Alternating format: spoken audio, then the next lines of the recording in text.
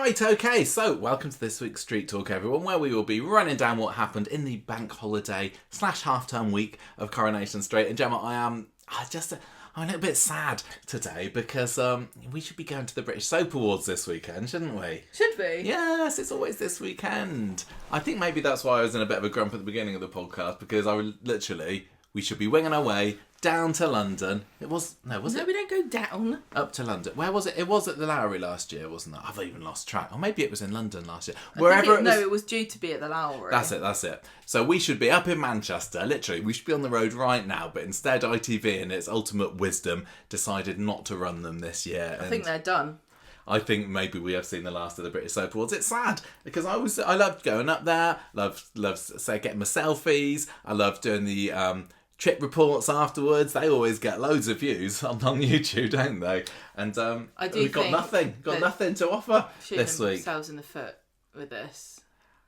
Why didn't they have some of the categories get sponsored by somebody? I don't know.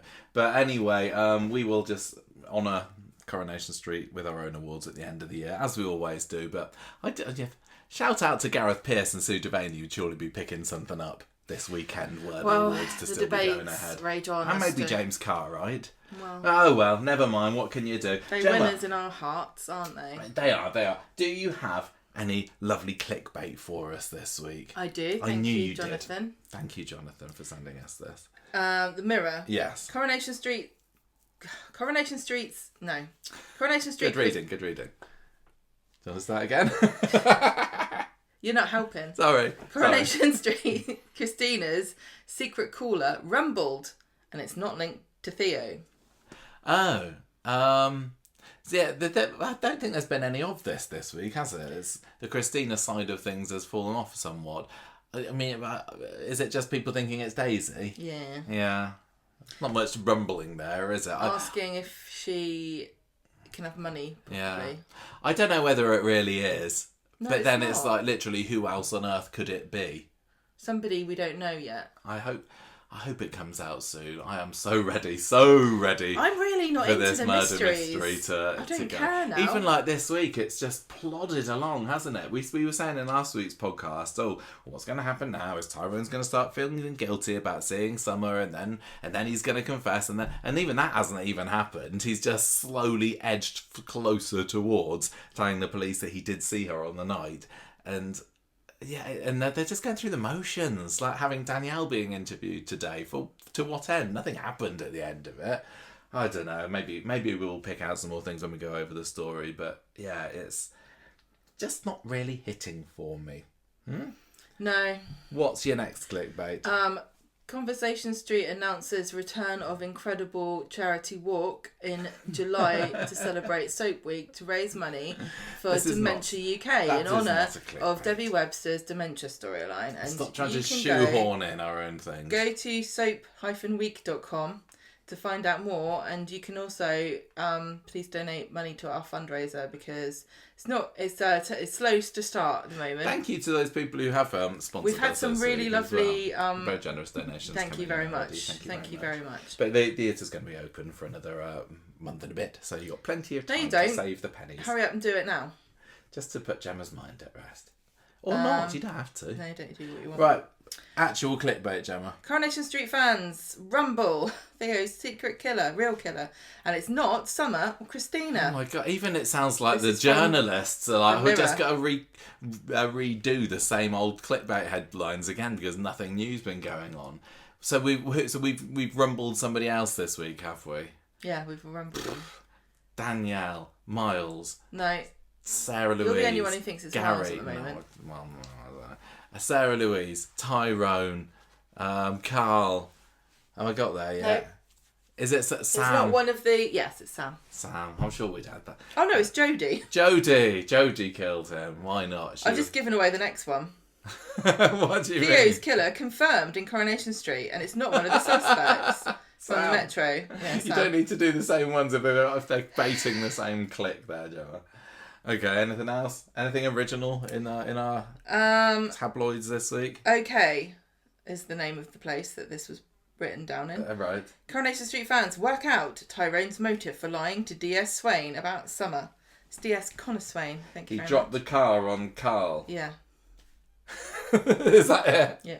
Great. Is that all your clickbaits this week? Yeah, there's a few more, but I thought we did them. We might have done. Honestly, it just feels like they're on repeat. And I'm going to say that that's possibly going to be colouring my thoughts on this week's episodes as well. I think I gave like 2 or 3 bobbinses this week. It just wasn't floating my boat. And I don't think it was because I was all hot and bothered with our little pre-summer heat wave. I was just watching it going, I'm ready for something new. And I know we did get something new. Yeah, there is in the Idris storyline. But apart from that, it felt like it was just going through the motions. And even with Idris, I was like... His first episode not really sure was really annoying. He was so annoying. I'm kind of surprised he didn't turn up smoking a cigarette, because that's what they always do with somebody. Like, look, this person's horrible and evil. Look, they're smoking. I don't even think they'd dare to do that anymore. Probably not They'd have a warning at the beginning. Villainous of villains would dare to put a cigarette to their lips these days, Gemma. Before you watch this episode, please be aware there are serious scenes of self-harm. It's really getting to me how much literally everybody here we go. who starts in... ranty one today. No, it's fine. Everybody who starts in Coronation Street is a bit of a git. They can't introduce a new character without them being a bit of a git, don't you think? Yeah. In fact, and I'm going to segue onto something that I've got prepared for you today. Oh, God, help me. How many of the characters that have been introduced in Coronation Street since the beginning of 2025 have been a bit of a git, Gemma? What would you kind of say of the proportion of new characters as listed, which I have up here, on the Wikipedia page for 2025? Wikipedia, this is their list of Coronation Street characters introduced in 2025. What proportion would you say were a bit of a git? I can't even say who. I'd say 80%. Right, let's run down and see. We don't need to do the maths. Like I'm on trial. Right, number 1, we have Bree Benson, which was Lauren Bolton's cellmate. The one that was trying to get her sent down and the one that called out in the trial, the one that was working secretly behind them. Bit of a git, I'm going to say. Would you not agree? Yeah. Okay, number 2, I'm probably not going to remember this one. Stephen Poyser, who was, I don't remember much about him, but he led the prosecution of Lauren Bolton's court case. So, gonna say, bit of a git there if he's a prosecutor. That doesn't matter. Next up, Lou McCarless. So, not a full git. Oh my God, I thought you said Luna Carlis. No, Lou McCarless. Or Michaelis. It's Michaelis, isn't it? Lou McCarless. I love her. But you can't deny she has been a bit of a git. Yeah, she's a git. During her time on Coronation Street. And of course, following hot on her heels was Mick Michaelis. Definite git. He's a git. He's an armed git man when he was going down that school, wasn't he? Okay, so we got 4 for 4 so far. Okay, yeah. Up next, Brodie Michaelis. Dylan's tormentor in prison. He may have renounced his gittishness since then, but he was 100% brought in as a horrible, nasty piece of work in the prison storyline. After Brodie, our next new character, Theo Silverton. Git. Massive git. Probably the gittiest git of them all. All of the Driscolls. We'll get to them, Gemma. We're going in order. We're going chronologically here. And I'm sure there's little, bit parts here and there, but you can't be a git part. But I don't know what I'm saying. A git part. They don't count. If they're not got a Wikipedia entry, sorry, you're not counting. After Theo, biggest git man of the year, we have got, hang on a minute. Layla Bailey. Can't be a git. She's just a baby.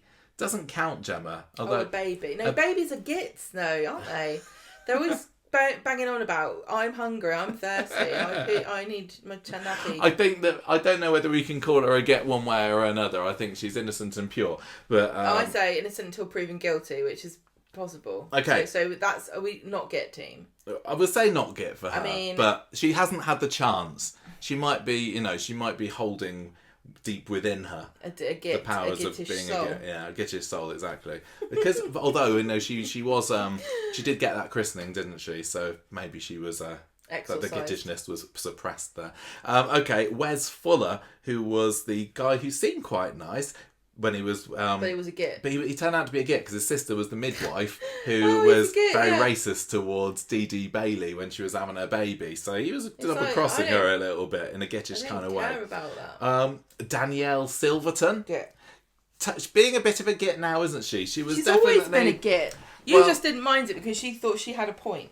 She did have a point at birth. I felt bad for her that she was cheated on, but she's not done much to be a non-git in the past. She's a Christian. 12 months, has she? She's a Christian git. Carl Webster. Git.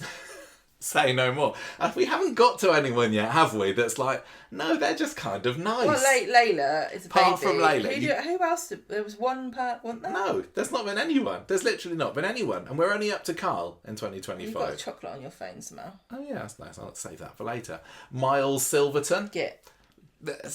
Not fully, but he's not the nicest to kids, is he? No, homophobic. Possibly a murderer. We'll have to wait and see for that one. As being a git. Of course, along with Miles, we also have Millie Silverton. Lying git. She was a bit of a lying git. She pretended to be pregnant. I think she's possibly the nicest one so far. No. She's wronged by her and evil. dad, but I don't mind her so Tried much. to be mean to Todd. Up next, Dom, Christina's Dom. He's a dead git. Oh, he's git, yeah. But yeah, he came in as a bit of a conspirator to try and take down our lovely Jenny Connor. So definitely conspiratorial git.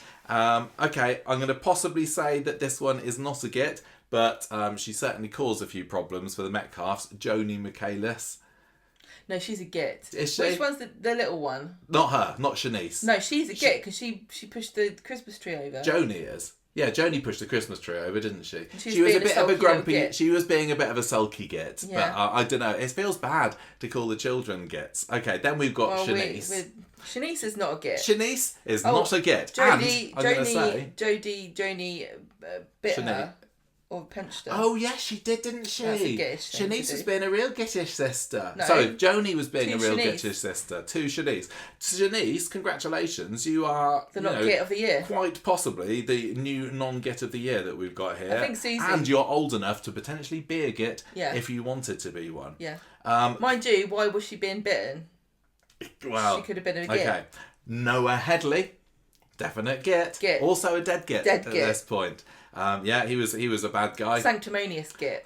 Next person, I'm going to also say, not a git, but he may be a bit too boring to be one. He doesn't have it within him. It's Ollie came up next. Pretentious git. A little bit, but he's not been an antagonist in the same way as all these. Do you kind of get? I will carry on until the end of the year, but I'm making a point here, aren't I? Well, every character who's being introduced is being an antagonist. We've got Auntie Rani, a hilarious git, but a git nonetheless. Yeah, she was. Loved her. Who's this? Meddling git, she was. Alison Hale, a psychologist who visits Sally and Tim to see how Brody, Joni and Shanice are No, getting it doesn't count. She was she to shouldn't do even with have fostering. her own Wikipedia. That doesn't Leave count her as a alone. character. Dina Becker, mediator. Oh, she was at the just with Theo and... Yeah, no, it doesn't count. Doesn't count. Becky Swain. Lazarus git. She's excellent. She doesn't count as a git whatsoever. Absolute diamond and a gem. I love her. You wouldn't blame... Some may disagree. You can't blame a snake for biting you. Can you? Okay, up next we have got a couple of pedo gits. So we have got Trisha. Yeah, pedo git. Trisha, that's kind of nice, but also has been a bit of a git in the past. Who's next? Pete Lang. Oh, that's the git that Theo slept with. He was a massive git, wasn't he? Oh, he was annoying. Smarmy git. He was a smarmy git. Yeah. Then we have got the arrival of the Driscoll clan. So we've got Ben Driscoll. Angry git. He's not a git. He's not a git. No, he's not a git. He's angry, but I love him, and he's literally not. Unlike almost every single one of these characters that I've mentioned so far for 2025, he's the only one that's not been brought in to be an antagonist. So we've got Ben, Shanice, and a couple Layla, of therapists. He's a baby. Maggie Driscoll. And Ollie. Maggie Driscoll. He's a murderous git. Definitely git. Will Driscoll. Well. Yep. Victim git. Victimised git. Moody git. Megan Walsh. Yeah, yep. pedo git. Yep. Alan Driscoll, Wikipedia. Come on, he doesn't count. Alan Driscoll, another dead git. He's not a count as a character. Well, he's not a git. And that's it for 2025. So, if you want to know, and if people are thinking, gosh, there have been a lot of Coronation Street villains this year, Yes, they really, really have. It's been a non-stop stream of gits in 2025. And I will just quickly... Sorry, we will get onto this week's Coronation stream, but I'm making a point here, ladies and gentlemen. I haven't actually checked the 2026 I feel like page. I'm under attack and I haven't done anything wrong. No. I'm attacking Coronation Street for not introducing a wider range of characters. Why does everybody have to be horrible? Jodie in 2026. Vincent Harper, lovely, really nice man, absolute diamond and a gent. Medical git. 1 episode only. Harper, another baby doesn't git. count. Lee, that was the other teenager who Megan had. He wasn't a git. He was fine. I don't remember. Mal, villain, Yeah, villain. Doug Ramsey, Jodie and Shona's father. He wasn't a git. Confused old git. He was an old git, but he wasn't a bad guy. What is going on with him? Seriously, why has it been nearly 4 months since we've seen him? They don't care about him, do they? Shona was all like, I can't believe that you have hidden my dad from me and now I'm never going to visit him again, which is the principle of the thing. Up next, we've got Paula, who was a prison inmate of Debbie and Lou. Oh, she was not a very nice piece of work there. Then we've got, baby Connie. Doesn't count. Baby. Mel Driscoll. Yup.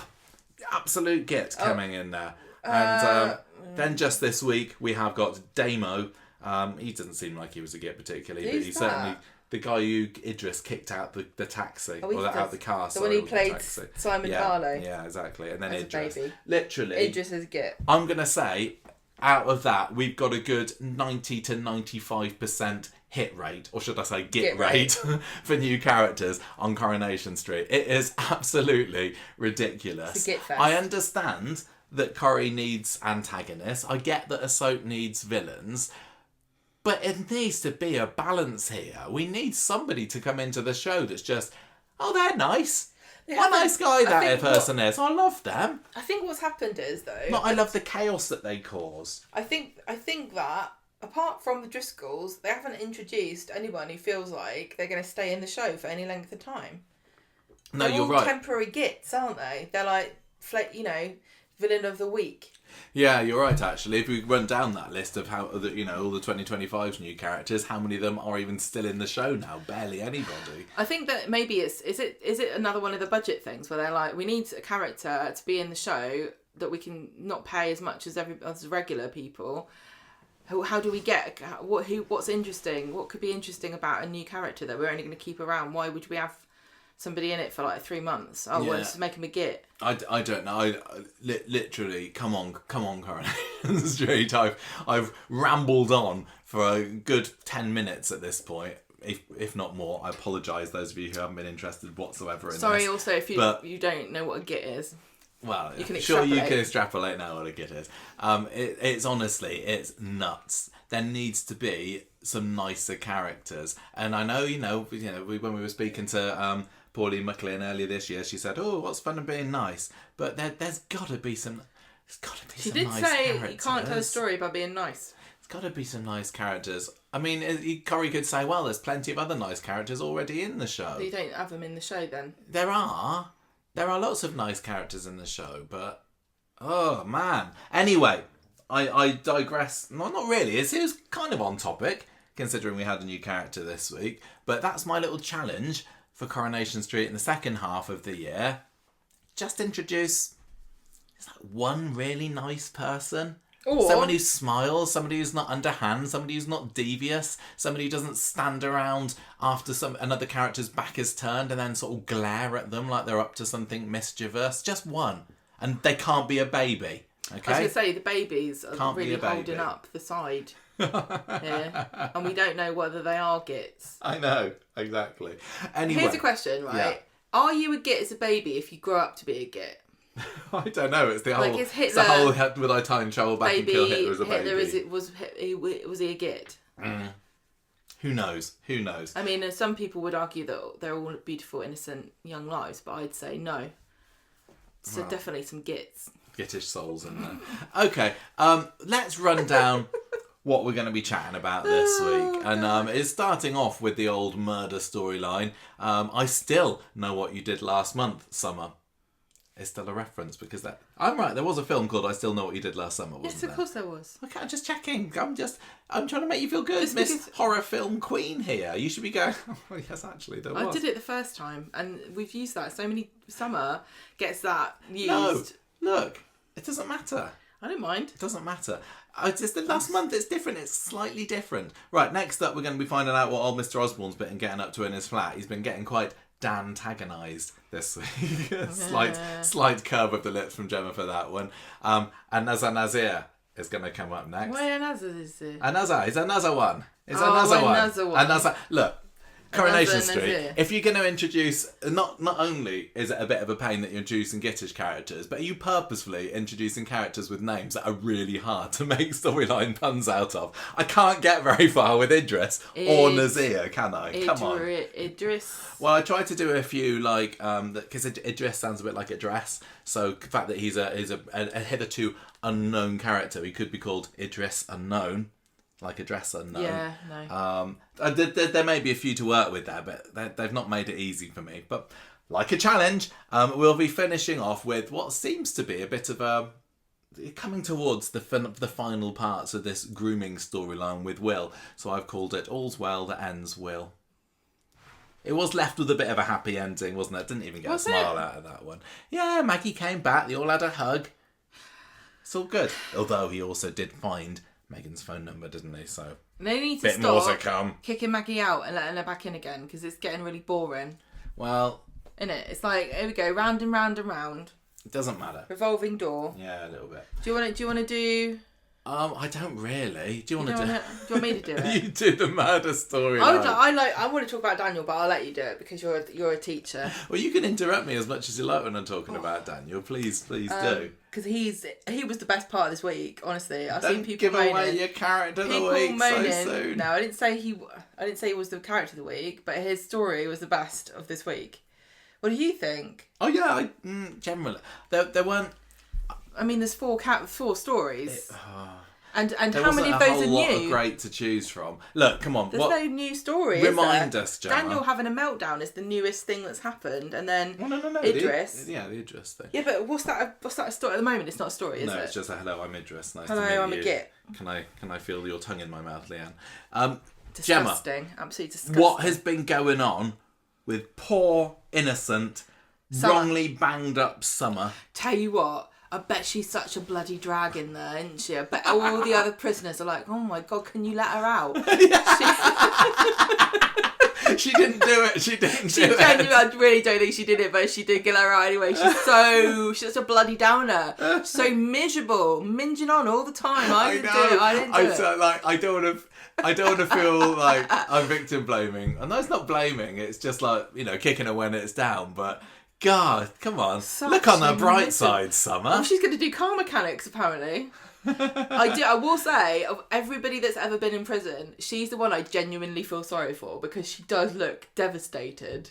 Well, everybody else just, a bit of a stiff upper lip about her. But she feels like the most like I would be. If I got put in prison and I didn't do it, I'd be like this. I'd be snivelling, pathetic, sad, miserable, banging on about I didn't do it all the time. Well, poor old Summer hasn't been given a cellmate, has she? Quite often when people get locked up in the slammer in Corrie, we get to meet their either really intimidating and kind of goonish cellmate, or maybe it's somebody a little bit jovial and streetwise. Yeah, like a Graham or a Paul kind of character. But poor old Summer. Nobody wants to share a cell with her, Nobody wants clearly. to talk to her. Even that horrible bitch that was mean to Debbie and Lou is like, I can't do anything to her because she's already sad enough. Yeah. I think Lou's going to be paired up with her to be a mentor. Are they in a different part of the prison? I can never remember how it works. If you're on remand there, you don't get put in proper big girls' I only just prison, realised what on remand was when Yasmin went in, so don't ask me. Although she does get the same visiting room as everyone else gets, so maybe. I'm just annoyed that we didn't get to see Lou, because I would like to see Lou again. Any excuse to see Lou. Well, they're going to keep putting people in prison. They might as well just make her a regular. Lou's probably just like hiding around the corner. It's just like, just tell her I'm not here. Tell her I was let out for good. Tell her I'm in Tell her prison. in solitary confinement. I'll go in myself. Everybody in the whole I'll prison. cause another riot, anything. Just don't make me share a cell with Everyone in Summer, prison's the like drag. beating each other up, trying to get into a solitary confinement, and have to talk to Summer. You imagine turning around and she's behind you at the queue for dinner. Oh my god! This is bad. Sucking the life out of everybody. We started off relentless misery. Started off the episode ragging on Alia, who's just I think I've got away with that one at the and moment. then calling babies gits. And now it's on to Summer. Like, I'm sorry, but Summer, that's her character, isn't it? She's supposed to be a drag. And Harriet Bibby has been amazing this year. But the whole point of her character, like Alia, is she's just got a bit of a stick up her ass. She's like, Ollie's like that as well, though. You know, Ollie's miserable and boring. But he's not in prison, He's not, like, over-emotional and waily, is he, in the same way? Women get more parts like this than men do on Coronation Street, I'm going to say. Anyway, what's been going on, Gemma? Summarise, synopsise. Summarise the summary of what Summer's sad decline has become. She's been up to Summit. Right, so Todd is not forgiven and still has not forgiven. By the end of the week, he's still sulking about the fact that George has got dropped Summer in it. Mm-hmm. And George kind of expects that Summer's going to get released because he feels really bad and he wants to be forgiven. I thought they did get forgiven. I can't remember. Asher, Sarah, Bethany. They had that lovely bistro meal yesterday, didn't they, or whenever it was. But he was mad at him. He was mad at the pub today. Oh yeah. Oh, he's just just miserable. Yeah. Well, his husband got killed. I'm being left thousands of pounds. No, what am I going to do? I really want to keep it, but I know I really probably should give it to. I don't even understand why he and Sarah were even talking about what he should do with it. It's not your money, is it? It was Sarah Louise was the one that was saying he should spend it. Fair play to Todd. He was like, I don't want it. I'd keep a bit of it. I'd keep a bit of it for shoes and stuff. I'll just say, it's just to replace that bottle of milk that he poured over my head. How much is that these days? And all the bloody stuff he smashed up. Yeah, £100 for milk. Yeah, my mirror, I need to replace that, you're right. And the locks, I had to change the locks because he's a psychopath. Yeah. Anyway. And the secret cameras I used to spy on him. I'd like the money back for them as well, actually. They cost a pretty penny. And you don't get a photo frame camera for pennies, you know. Yeah, and his mysteriously smashed up van that I'm not going to ask any questions about how that happened. Right, so Asher, Sarah, Bethany. What about replacing the door every time the police had to bash it down? Yeah, there's a lot of money involved in this, so I think you should work it out on a bit of paper, get ChatGPT to tell you. Yeah. Right, Asher, Sarah, Bethany and Nina are talking about Summer in the cafe, and then they wonder, like, maybe Theo's murder was connected to whoever attacked you, Sarah. And she's like, oh yeah, I forgot that. Somebody bashed me over the head. Nobody found anybody. They're still so incurious about this. It's infuriating to me. Yeah, she's like, the question's really not being asked as much as it should be. Because she could have sprang up absolutely fine the very next episode. It's like, oh. She went a bit mad though, didn't she? But now she was a bit mad last week. She was a bit mad and drunk, wasn't she? And there's still theories about what's going on there. Why aren't the police investigating who attacked you? And she's like, well, I guess they are. I also like the way that she's dating a policeman who's like, look, you can be really annoying, Sarah, so it could be anybody. I'm going to Wales. I'm going to Wales. Nothing personal. I don't need to go. I'm not allowed to. In fact, I'm right in the middle of a murder investigation here, but I'll go anyway because I hear that they've got crimes there too. Nice green pastures. Todd, Sarah and Bethany end up going to the bistro and he tells them about the brooch that was found, which is Summer's brooch found in the flat. And he also tells them that he told Gary to warn Theo off on the night he was attacked, and the police do not know that he did that. And Bethany's like, well, you got to bloody tell them because this could help Summer get out. If, Gary might have done it. Yeah, this storyline is just people deciding, I'm just going to wait this long before I reveal something that I know already. A lot of it is also stuff we already knew. Yeah. And they're revealing it to other people. We found very little new out. Like, everybody has to learn individually that Summer's brooch was found in the flat and that Gary's been suspicious. It's like, we know this already. It's not interesting to have someone else find it out. No. George and Mary come to the bistro and Todd tries to leave, but then Mary brings out this talking umbrella to try to get them to all... Michael's really mad about this. Don't get me started on that. Okay. Just that. Well, she's trying to get them to talk and they kind of take each other's... They take it. It doesn't really work. Hey, what? Mary, not a git. Not a git. No, Her heart's in the right place. Yeah. So she gets a pass this week. Right, so George says, look, I really regret what I've done. And Todd says, doesn't matter because it doesn't change what you did. Don't have any more to say to you. I'm going to move in with Sarah. And then he answers the phone, which is ringing, and Summer's there going, guess what? I've been charged with murder and denied bail. And Todd says to George, I hope you're happy now. I kind of forgot while I was watching Monday's episode, as you know, until this happened, that they didn't realise that, because we found out at the end of last Friday's episode, didn't we, that she was getting charged with murder. Yeah, and then we went through the whole of Monday's episode where everyone was being very angsty about something, and they didn't even have the whole story. So there we go. Why doesn't Todd move into Summer's flat? I don't know. It doesn't make any sense. It's empty at the moment. Nobody's there. And even if Summer was let out, I'm sure she wouldn't mind too much. Well, you want somebody, it's probably for insurance purposes, to stay there. Yeah. It's not going to be insured, is it? I think maybe he just wants to be with somebody. So I guess the fact that Summer isn't there at the moment doesn't mean... That means it's not that convenient. I don't think we want him to be... You know, we don't want him to become a bit of a Daniel, a bit of a hermit, do we? Also, Kit's not there at the moment and Sarah's alone, so...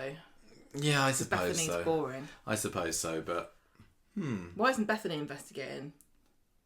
She's an award-winning journalist. She's had a few raised eyebrows, Gemma. That's all she needs.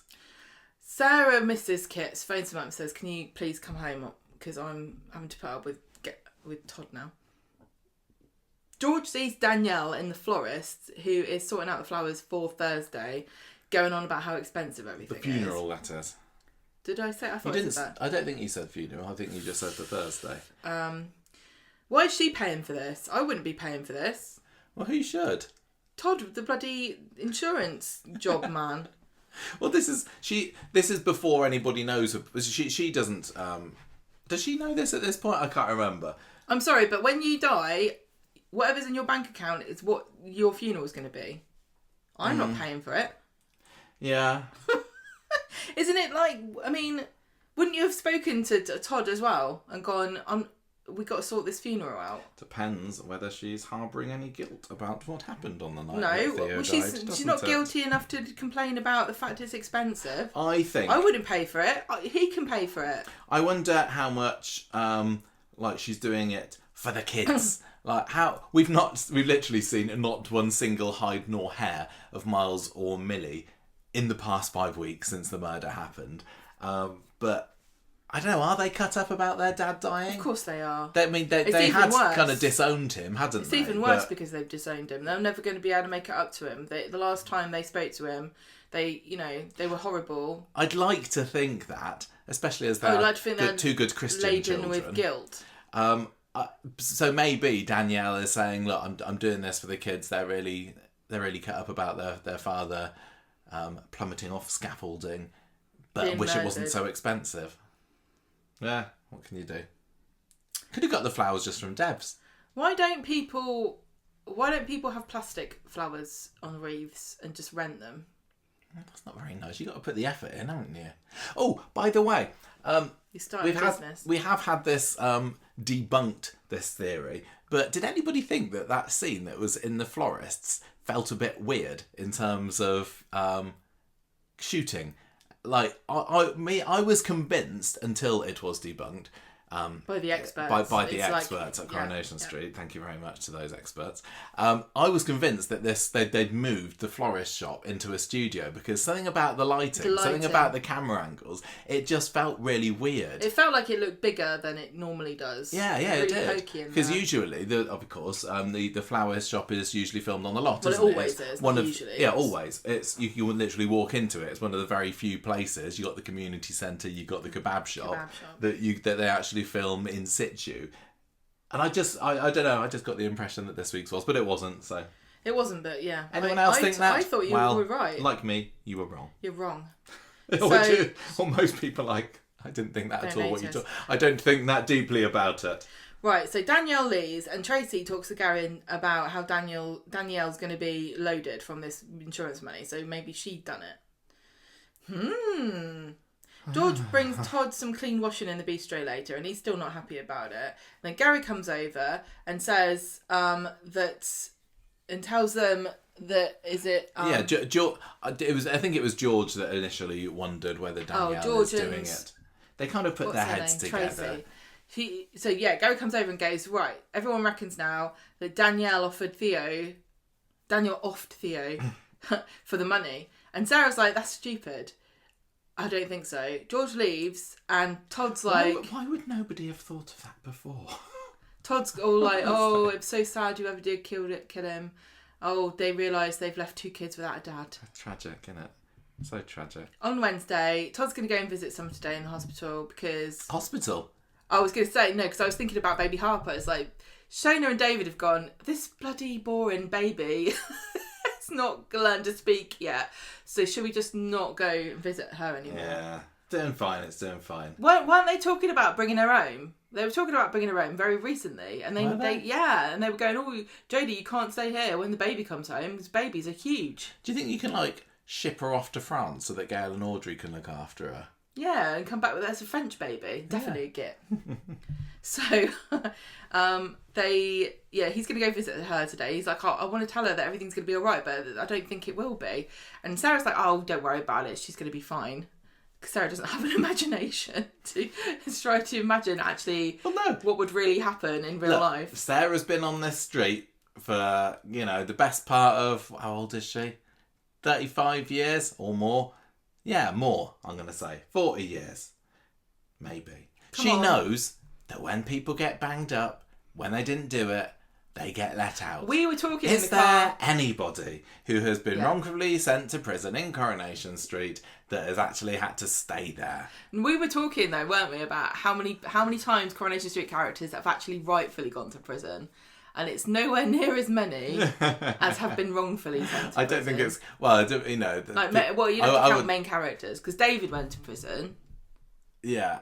I know what Peter's gone to prison, but did he do it? He didn't do it. He didn't do it. I know, it's... Jim went to prison. Yeah, of course we can't look at things like that. That's kind of it. We can't look at Coronation Street and say, well, don't people realise that you always get out? Because that's a bit fourth wall breaking, isn't it? Yeah. Anyway, so Sarah's like, look, Summer's a real tough cookie, which proves she'd never met the woman before in her life, because I don't even know, what kind of... Yeah, she's not a tough cookie. She's a stale cookie that's been left out of the packet for a week. She bends. She's one of them fancy macaroons. You go to the shop to get it, you come home, you open the box, and it's just self-destructed all over the place. There's fillings smeared everywhere, and the top's been cracked just because you picked it up. So when she's a cookie that's been dunked into somebody's tea for a little bit too long. She's a and is languishing puddle at the bottom of the mug. Cookie sludge. So when he gets to the prison, she's stressed out because she didn't do it, and he's like, "Yes, we know. Get you out, don't worry." So he goes back home. In real life, of course. I'd be very sympathetic towards Summer. Well, I don't know and what it is awful to think that you could be in this position and locked up with, with very flimsy evidence, I'm going to say. I know, it's absolutely stupid. It must be what was the evidence? Her brooch was there. Her brooch was there, yeah. It would be terrifying. And it's really sad to think that probably in our HMPs up and down the prison, there are plenty of people for whom that is exactly the case. It's nuts, isn't it? Michael. It's absolutely horrific, and you hear about these people that get let out of prison after 40 years, and then they're pardoned. Like, sorry, didn't do it. I'd be so mad. Yeah. Would you be mad, or would you be just pleased to get out? I think you'd put them on your list, wouldn't you? I'd go, right, give me my phone. You'd get that lead juror. Give me my phone. I'm going to write your name down. Right. But yes, seriously. It must be absolutely horrific for Summer. Of course and she's not the strongest of characters. She's been through enough already as it is. Billy dying, Paul dying. She's all alone. She wanted to make a new life for herself. It's not been her best year, 2026. She's now a rich, orphaned widow woman. Widow? She's not a widow. She might as well be. She's a spinster. Yeah, she's a lonely old spinster. Rich spinster. Excellent work. So Todd comes back home and he's really upset because he doesn't really know what to do about anything. And he gets a phone call and he's like, oh, sorry, I can't talk to you now. Can you talk tomorrow? And Sarah's like, who was that? And he says, it's Theo's insurance policy. They're going to give me all the money. What? How much money do you reckon that would be? Oh, I don't know. Because normally, this is the thing, and this is cheeky why he's got this, because normally life insurance is covering your mortgage payments if you die, isn't it? Yeah. That's what it's for. Yeah. You can't get a mortgage unless you've got life insurance, because they want to know that if you die, someone's going to pay for your house. I'm assuming that Theo still had, was partially paying for the house that the Silvertons were living in. How old are Millie and Miles? Late teens, aren't they? 16, 17? Well, 18. I would be expecting Danielle to ask him for child support money. Yeah, because she can't pay for a house by herself just because he's decided to go and live with Todd out of nowhere. Yeah. Well, I don't remember what they got into for the divorce. I don't know. Yeah, no, that's a good point. There was the divorce money, wasn't there? there? But I'm sure, because Todd's like, I had no idea that he named me in his life insurance because we never even spoke about wills and things. But the thing is, if you're getting divorced, I would assume that part of it is your solicitor going, are you going to change your will? Well, we can change your will at this point because you probably don't want... Yeah, it is another thing that I would have thought probably would have crossed Todd's mind before this point. It would have crossed my mind that... I would be like, oh God, I bet you that Danielle's going to get all his money in life insurance policy. No, I would have thought they would be coming to me. No, I wouldn't. I would have thought I bet he's forgotten about it, the stupid lunk. I don't know. Is it? It doesn't that... It's not automatic. Not an automatic legal thing. I don't know. I don't think so. Well, anyway, so we now got Summer and Todd that are rolling in it. Shame you can't pay for bail in this country, like in some places, isn't it? Can't you? I don't think so. What do they do then? Nothing. Just go, don't run off. No, I thought we did. No, you're thinking of America. I know I am thinking of America, but I thought we had the same thing here. No, you can't pay for somebody to be bailed. No, but it doesn't work like that in America. It's not like, oh, how much? £10 billion. Well, you can be denied bail in America. Oh, I thought that if you paid enough, they'll let anybody roam the street. No. Oh, okay. No. Well, anyway. I don't think Summer's particularly... flight risk. She was arrested at an airport trying to escape the country. Summer? No, she wasn't. She was. She was going... Well, no, Megan was. She was on her way. Yeah, she was going to go. Just at the end of the street. She knew that she was in trouble. Yeah. On Thursday, Todd's all sad again because today is Theo's very expensive funeral. But he's not going because he can't afford the location shoot fees because the insurance money ain't come out yet. Yeah. Tell you what Coronation Street should do is just insure the characters.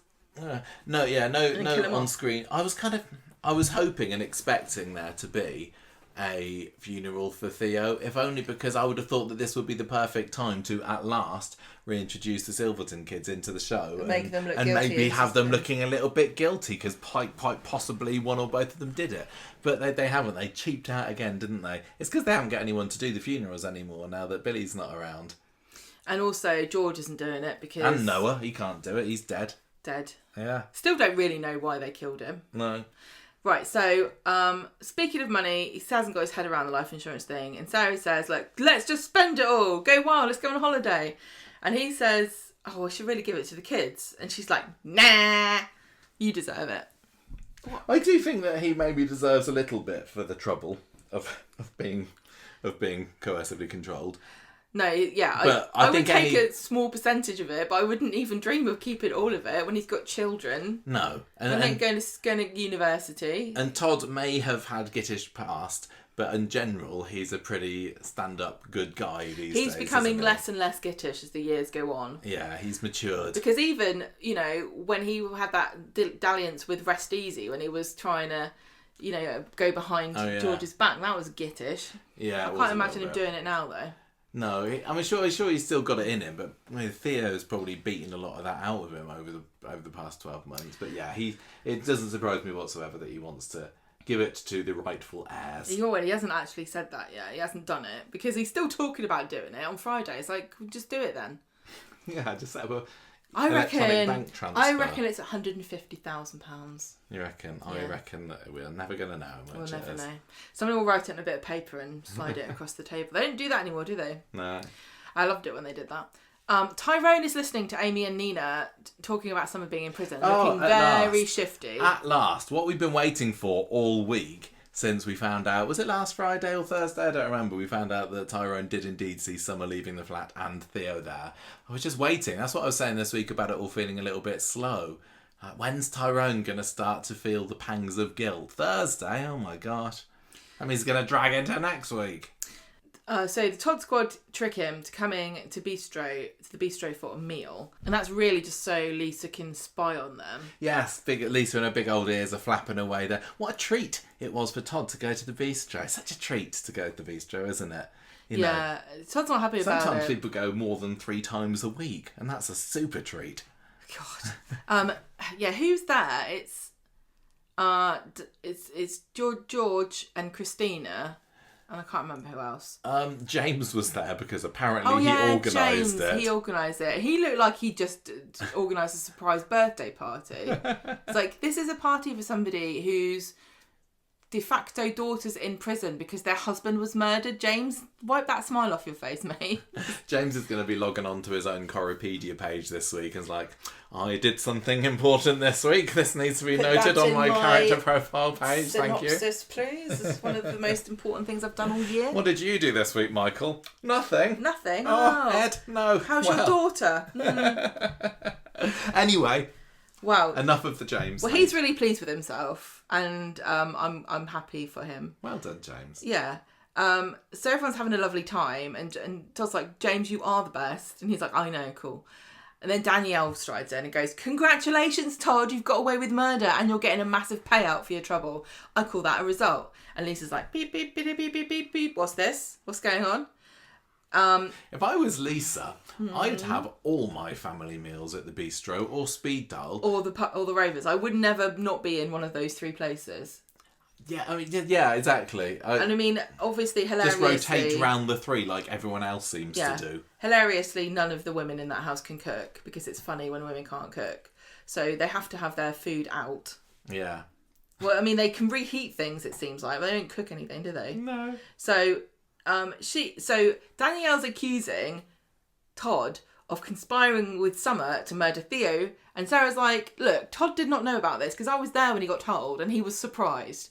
And Daniel's like, oh, shut up, who's listened to you, you toxic little sidekick? And then Christina says, maybe you did it. You're my toxic little sidekick, aren't I you, am. darling? Yeah, I am.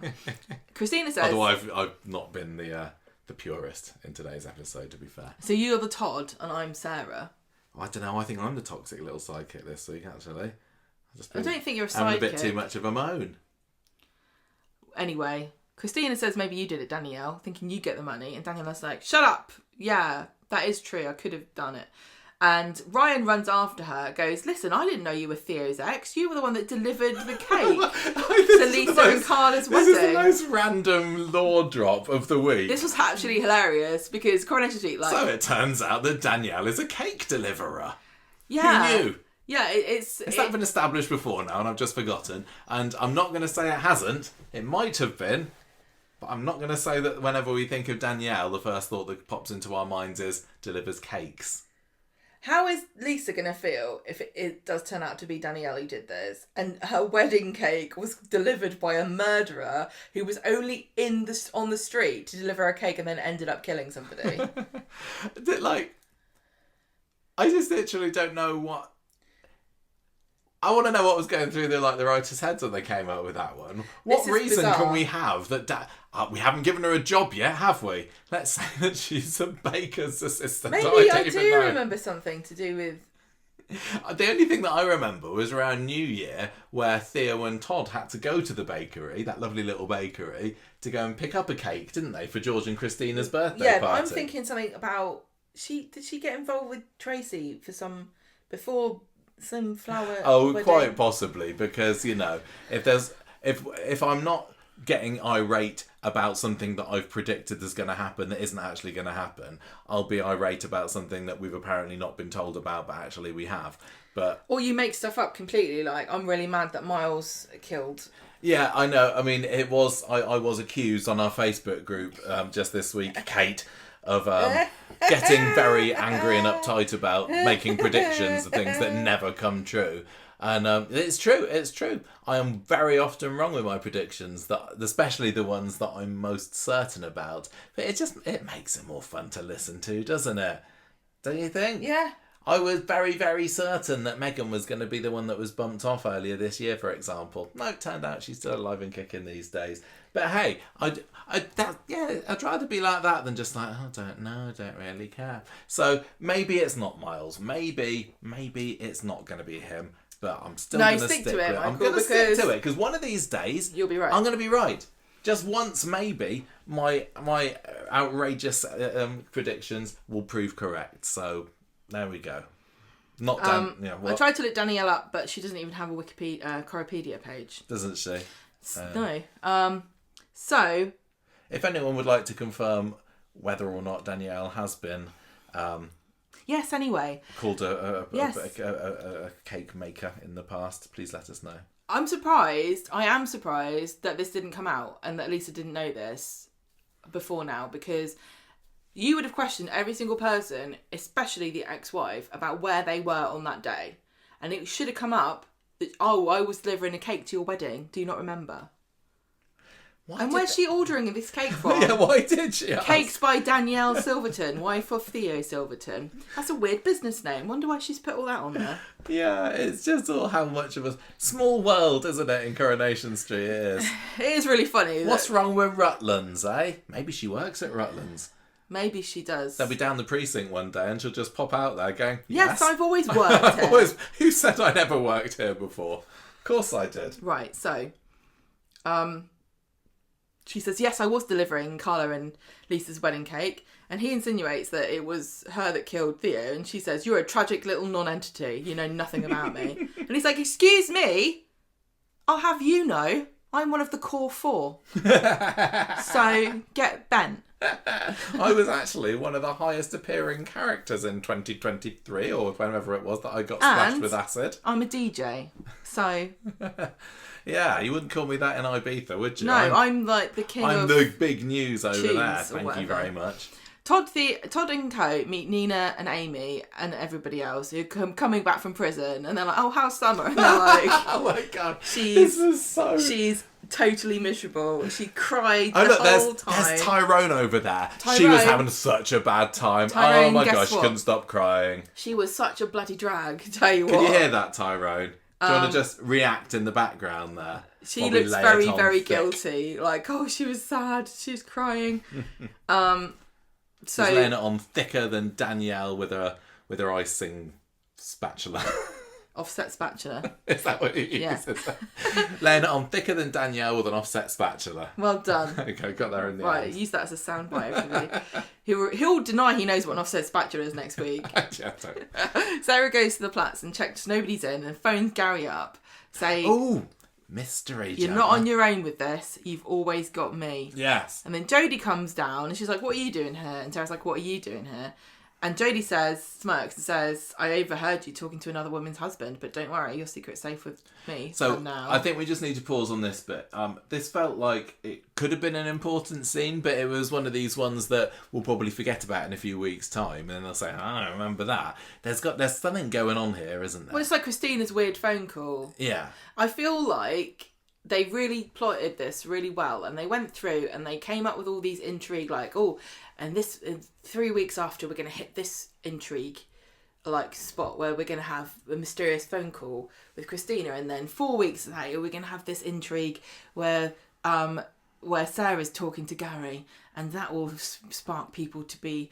And it's like water for ducks back with me. I'm absolutely not interested in any of this. I don't care at the moment. I don't know why. I just can't feel it's going to be anything that interesting. I have seen some people online speculating. It's just having an affair, are they?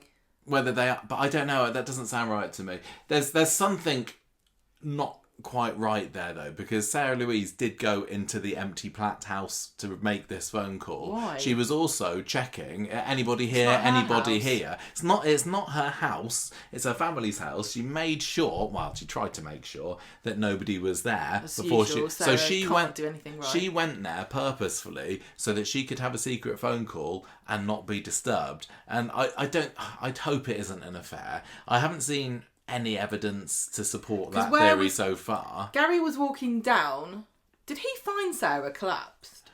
He found her collapsed. No, it was David and co. Gary was, as was Maria actually, largely absent on Murder Week and the wedding episode. Gary bashed... But he was in the background walking down the road. When? Gary, on the night of the murder. He was going round past Theo's flat, wasn't he? We found that out. He was up to something. He was up to something. We still don't know what. But all we know that he definitely did on the night of the murder was A, smash Theo's van in. Yeah. And B... Send him a text going, I'm going to beat send him a text saying, I'm going to come and beat you up. And then he went and he was looking really dodgy and guilty after that. And then we all thought, oh, it's because he knows he's got himself on CCTV smashing up the van. That's going to make himself look guilty. But we also know since then that he was definitely sneaking around in the vicinity of the post box in the corner shop flat, and we've still got no idea what was going on there. Sending dirty postcards. But equally, what was Sarah Louise doing on that night? Again, not much. She was sitting with Kit on the step outside the factory for a little bit, and then she went into number 8 and got her head claved in, whatever in. So I don't know whether there was much opportunity for them to have been getting up to any hanky-panky, but they might have been getting up to hanky-panky on previous days to that, and then it's going to be the big reveal. But I'm not really thrilled by the idea of another affair storyline and another breaking up of Gary and Maria. We're supposed to think that maybe Sarah knows that Gary killed Theo. That's what you're supposed to think. But there's no way he killed Theo because he's too good of a character. Yeah, to lose. I would be absolutely gobsmacked if Gary killed Theo. I really, really would. And I think we've been presented with enough evidence. No, we haven't, because still, what was he doing there? We haven't been given enough evidence to say that he definitely did it. I bet he just went there and knocked on the door, and Theo was like, "I'm not answering because you said you're going to beat me up." But do you think that there's a possibility of an affair? I think it might be possible that Sarah knows that Gary went around to Theo's house to have it out with him. And it's going, oh, don't worry, I won't tell anybody that you were at the scene of the crime. I just don't know how she would know, because maybe he told her. I mean, we didn't see her literally walking from the step to the front door and into the house to get clobbered, did we? So she could have been somewhere. I forgot. I don't remember. Just being nosy. Maybe she was going to meet Gary for a secret bunk up because she knew no one was going to be in the house. Maybe. I don't know. But I feel bad for Maria in advance if they are having an affair. But I'm not going to get mad about it, because as people point out, I do often get mad about potential things that might happen, and then I'm always wrong. So I'm just going to say, let's wait and see. Well, this is what this show is about, isn't it? It's overreacting. It's predicting things and then overreacting about them. Yeah, that should be our iTunes stuff that didn't happen. Description, actually. Like with Joel in the body bag. You know, I don't love Sarah with Kit, but that's because I just don't really love Kit. Git of 2024. Kit the Git. And I do quite like Gary and Maria together. They Gary don't send Maria my pulses together. Racing or anything. Pulse racing, but they're a fairly solid, stable family. And it'd be a shame to split them up over who's going to have an affair this year storyline. Sometimes I forget that Gary and Sarah aren't together still. Yeah, they were, but it's been a quite... Show us your rings. Wasn't it them? No, that was Gary and Maria. Show us your rings. That's what I mean. Gary and Sarah never got married.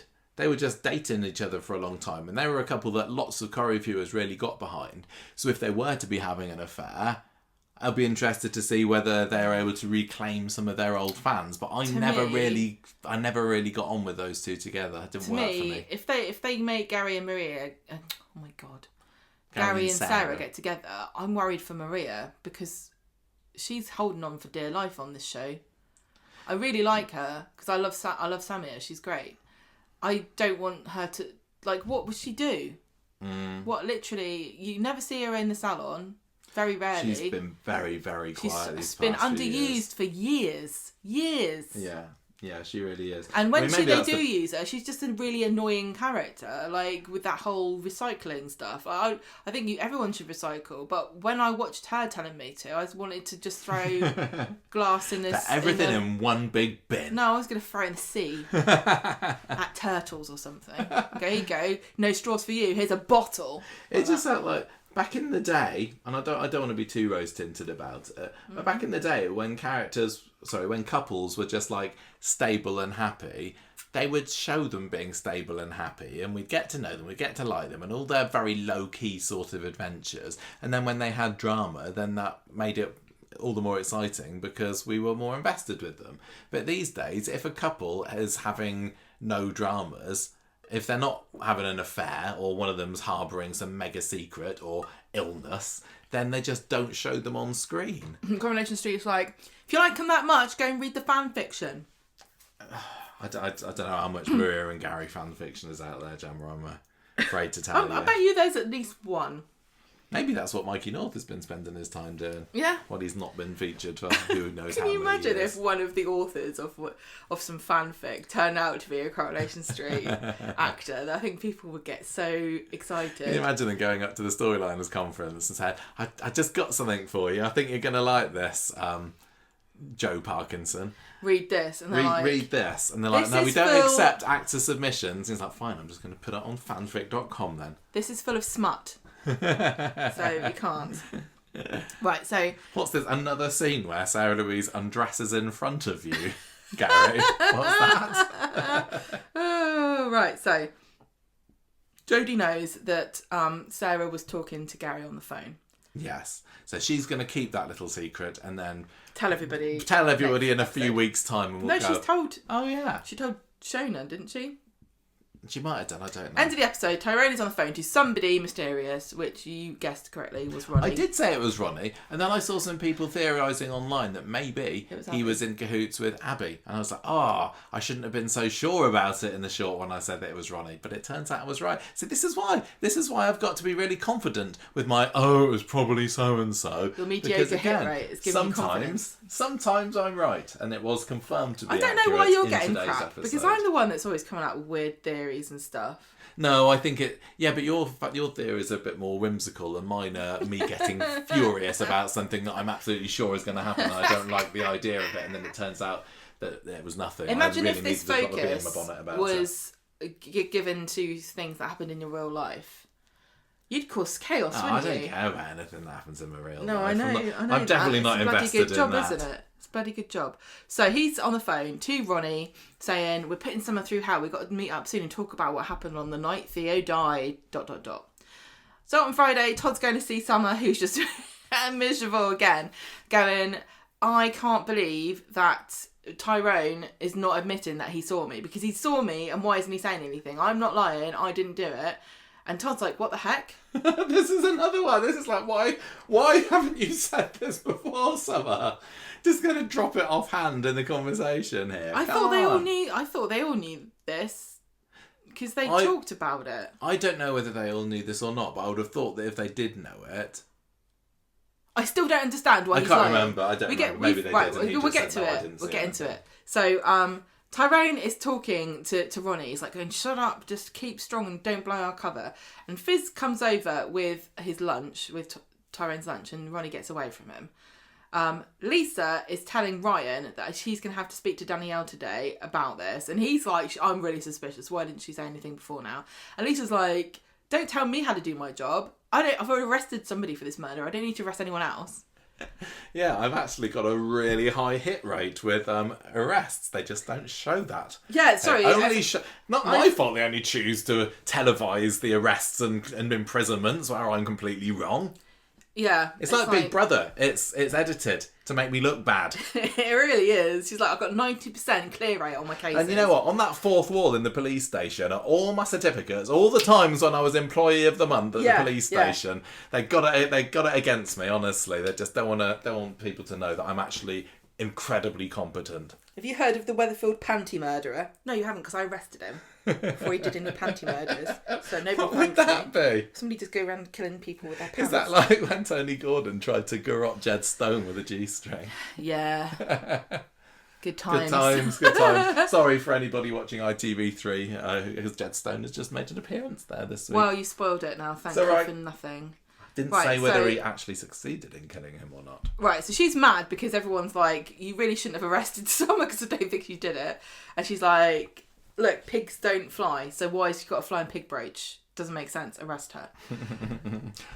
she interviews Danielle, and Danielle's she's a tough nut to crack, right? She's going, I delivered the cake and I went to see a friend from church. So my word is completely above question. I reckon that the murderer is Todd. Is Todd, because he got the money. That pause was because I've written Theo in the notes there. I think it's Theo that's died, because I went to his funeral yesterday and it was really expensive. Tyrone comes into the pub. Todd is there being miserable and going, did you see Summer on the night that Theo was killed?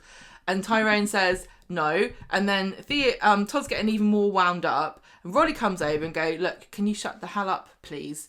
Come over here. If Tyrone says he didn't see her, he didn't see her. And then Carl comes in and he's like, hello, do you guys remember? Do you remember I was in hospital because I was crushed to death and none of you bastards come to see me?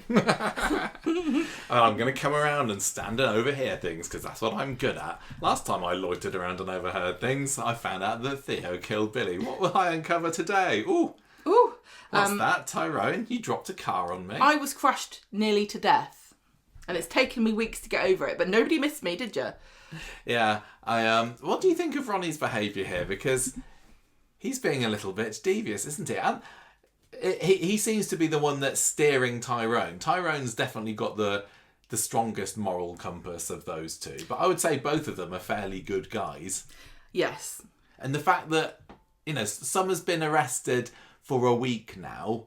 These two idiots. It's looking bad on Tyrone, isn't it? Tyrone and Ronnie took a bad situation and made it catastrophic, didn't they? They just really screwed up so badly here. It makes no sense whatsoever. Any of the actions they took, unless you're trying to explain we needed two characters to look really suspicious. I can't remember whether Ronnie told Debbie that he was worked involved it out, I think. in any She worked it out. She did, didn't she? Yeah. Where's she as well? She's not been on it for ages. Anyway, now. Carl's suspicious. Adam goes to see Summer because he's her solicitor and says, look, you're being accused of something and I've looked at all the evidence and honestly, your brooch was there. So it's like you did it. Yeah. Well, it's like going, it's watertight really, isn't it? Nobody saw you. And your brooch was there with his blood on it, so you obviously killed him. Roy got locked up for less than that a couple of years ago, Summer. That's all I'm saying. So I'm going to suggest you make a plea bargain here for manslaughter. He says, if you get convicted for murder, which I think you will, because I'm actually really bad at being a solicitor, it's a life sentence. But if you accept a plea bargain for this boundary dispute, you could be in... Oh, hang on a minute. What is this case about again? Bloody hell. You're in trouble. You're in trouble, Summer. I thought it was about a fence. It's about a criminal offence. He's like, I get those two confused every time. Where's Alia? Where's Alia with a big book of legal definitions? Book of law. It says fence, and underneath it says, for offence, go to O. Damn it! Maybe Alia killed Theo with a massive book of law. I bet you could really lay somebody out if you swung that at them, couldn't you? Yeah, you That'd really knock could. You out onto the scaffolding. It would. Brilliant. Little did you know, nobody suspects poor innocent Alia of killing Theo. Killing him with a big... as interesting as that. Dummy's big book of law. Anyway, so look, you could be out in a few years if you just say you've done it, right? And it was manslaughter. Tyrone and Ronnie go into the ginnel and Tyrone's like, oh, it's not right, I need to tell the police. And Ronnie's like, shut up. And Carl's going, huh? Listen. Danielle comes into the pub and is going on at Todd about getting moaned at by Lisa. And she says, look, I didn't kill him. Kids deserve the money, and if you don't give it to them, I'm going to make your life a living hell. Also, I had so many cakes to deliver today because that's my job. And I've now got there's not a load time of for this. irate people with birthday parties that have got nothing to stick their candles on. Exactly. They have to buy donuts. It's ridiculous. They've had to get a Colin the Caterpillar from Marks and Spencer's, and that's not anywhere near as good. No, not as good as my cakes. Cakes by Danielle. So Lisa is having lunch or something at the bistro again with Carla and Ryan. And they're like, hey, what happened with Danielle? And she's like, I can't tell you because it's a police thing, but come here. Shh. She's been possessed by the ghost of Craig. Yeah, she has. She's like, hey, yeah, she's got an alibi. She was seeing a friend from church. Shh, yeah. Don't tell anyone. Psst. We're not going to go and ask that friend from church. No, not yet, anyway. She said because church, so I this went. is a very leisurely paced murder investigation here. This is sort of what we like to do when we have a nice big murder in Weatherfield, is sort of drag it out a bit, because we don't get given anything else to do while we're investigating this. So I just let all the other crimes just. So if you want to steal anything, this is the perfect time. We're not investigating anything. Right, so Ronnie and Tyrone come back from their secret discussion in the pub, and Carl's back as well, and he acts all confused when Tyrone acts all confused when Todd says, Summer did see you, and then Carl go to Tyrone and go, yeah, Tyrone, what were you up to? What were you really doing? And Tyrone's getting really stressed out, so he has a flashback. He's kind of like Gary when he was having his PTSD. Yeah. He goes out into the street to have one. He has a little bit of a dolly zoom first, doesn't he? So he remembers that Carl was under the car, humming a little tune, doing some kind of something or other. He was just doing a bit of generic tampering. And he starts to film him. And Tyrone starts to film Carl, and Carl's got no idea he's there.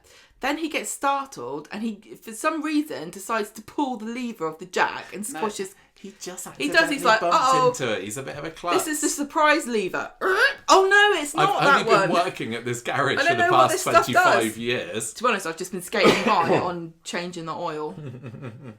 So sticking the fairy dice on the wing mirror. I'm the one who buys rear view mirror. I'm the one who buys all of those scented fir trees. Yeah, that's what I do. What? It was a bit odd because so it was an accident, and it was This is what I mean. Little bit of a letdown that is an accident. I'd rather he did it on purpose. So would I. I would rather somebody did it on purpose, because I remember watching the wedding episode. No, it wasn't the wedding episode, was it? It was one of the Murder Week episodes. And when the car goes down on Carl, we're like, oh, didn't see that coming. And it's like, neither did Tyrone. It was an accident. No, I know. The footsteps were so deliberate and slow, and it's obviously them saying, oh, but he was filming him, and that's why he was slowly walking towards him. But it didn't seem like that. If you could watch it back, I bet you it doesn't seem like it's somebody who's trying to sneak up and film. Wow, I don't think it particularly. I'm just disappointed that it was just an accident. It was just an accident. So because he's going to get away with it, isn't he? Yeah, of course he is. So he knocks the jack over, squashes Carl, runs outside, sees Ronnie, who says, "Leave it to me," and then Tyrone heads to the wedding. And he sees Summer on the way. And for some reason, the pair of these idiots never thought for 1 second that they should just tell everybody that it was an accident and that they should just phone an ambulance and get him help. Yeah, I mean, we all make silly decisions in the heat of the moment. Big nefarious plot that then they have to tell a secret about. And even if they were going to be stupid and make this into a crime when it wasn't, Why did Tyrone say, there's absolutely no way I could possibly say that I was outside of the wedding to see Summer without raising suspicion? Because at the moment, the police don't give a crap that Carl got squashed. They don't care that Sarah was beaten half to death. They're only investigating Theo's murder. Yeah. They don't care about anything else. They haven't said a word. Nobody's asked Carl about who did it. It's clearly somebody did both those things. In fact, of the three, really, it was Theo's that seemed like the only one that was an accident to begin with. They could have just fallen off. But no, nobody can hit themselves. Yeah, they found that out afterwards. Yeah, I think if you were in this situation, because Tyrone was saying, "Oh, I don't know what to do. What do I do?" And Ronnie just very handily happened to be there to say, "Oh, you go inside." Did Tyrone think, "Oh, he's gonna"? What did Tyrone think that Ronnie was going to do? What did Ronnie think that Tyrone had done? Why would you go, oh, whoops, an accident happened. We need to cover it up. Yeah. It doesn't make any sense. It's like, did Ronnie go, well, I'm just going to see if I can kill him, and then he changed his mind, and that's what he was saying to Carl. Why would you do this? Like, honestly, it just makes no sense whatsoever, because... Well, I think that's how they're stupid. going to kind of get out of it in the end. Well, it's like you can commit any crime you want as long as it doesn't really make any sense and you didn't profit out of it. Well, I think that Tyrone, hopefully next week, please let it be next week, will say, look, no, I'm going to risk it. Although, is it too late now? Yeah, because he's made To say, himself look I super just remember, suspicious. summer. I thought you were talking about the season. Obviously, I didn't see summer at night. You can only see it during the day when the sun's out. Summer, I thought I was looking for Matilda Freeman's summer, but Harriet Bibby's summer. Yes, I did see her actually. Oh, they Sorry. changed the woman. Changed the actress who played her. We never really have scenes together, so you can understand my confusion. Last time I saw her, she was down here, and now she's up there. I think that I don't want it to go too far down the route of Summer going to trial and then Summer going to prison. Just get her out by this time next week, Coronation Street, please, and let it be because Tyrone has realised he can probably get away with it still. The problem is, of course, Carl knows now, doesn't he? Thing is, Carl's going to blackmail the pair of them again. Oh, I haven't had a good old blackmail for weeks, maybe. And then probably everyone will get away with it because as long as you get punished by blackmail, it doesn't matter that you did a crime. Yeah. Again, I don't think that either Tyrone or Ronnie are particularly going to be facing any charges from this at the moment or consequences. No. Because really, they were just being stupid, weren't they? When's what have Carl you done? going to go?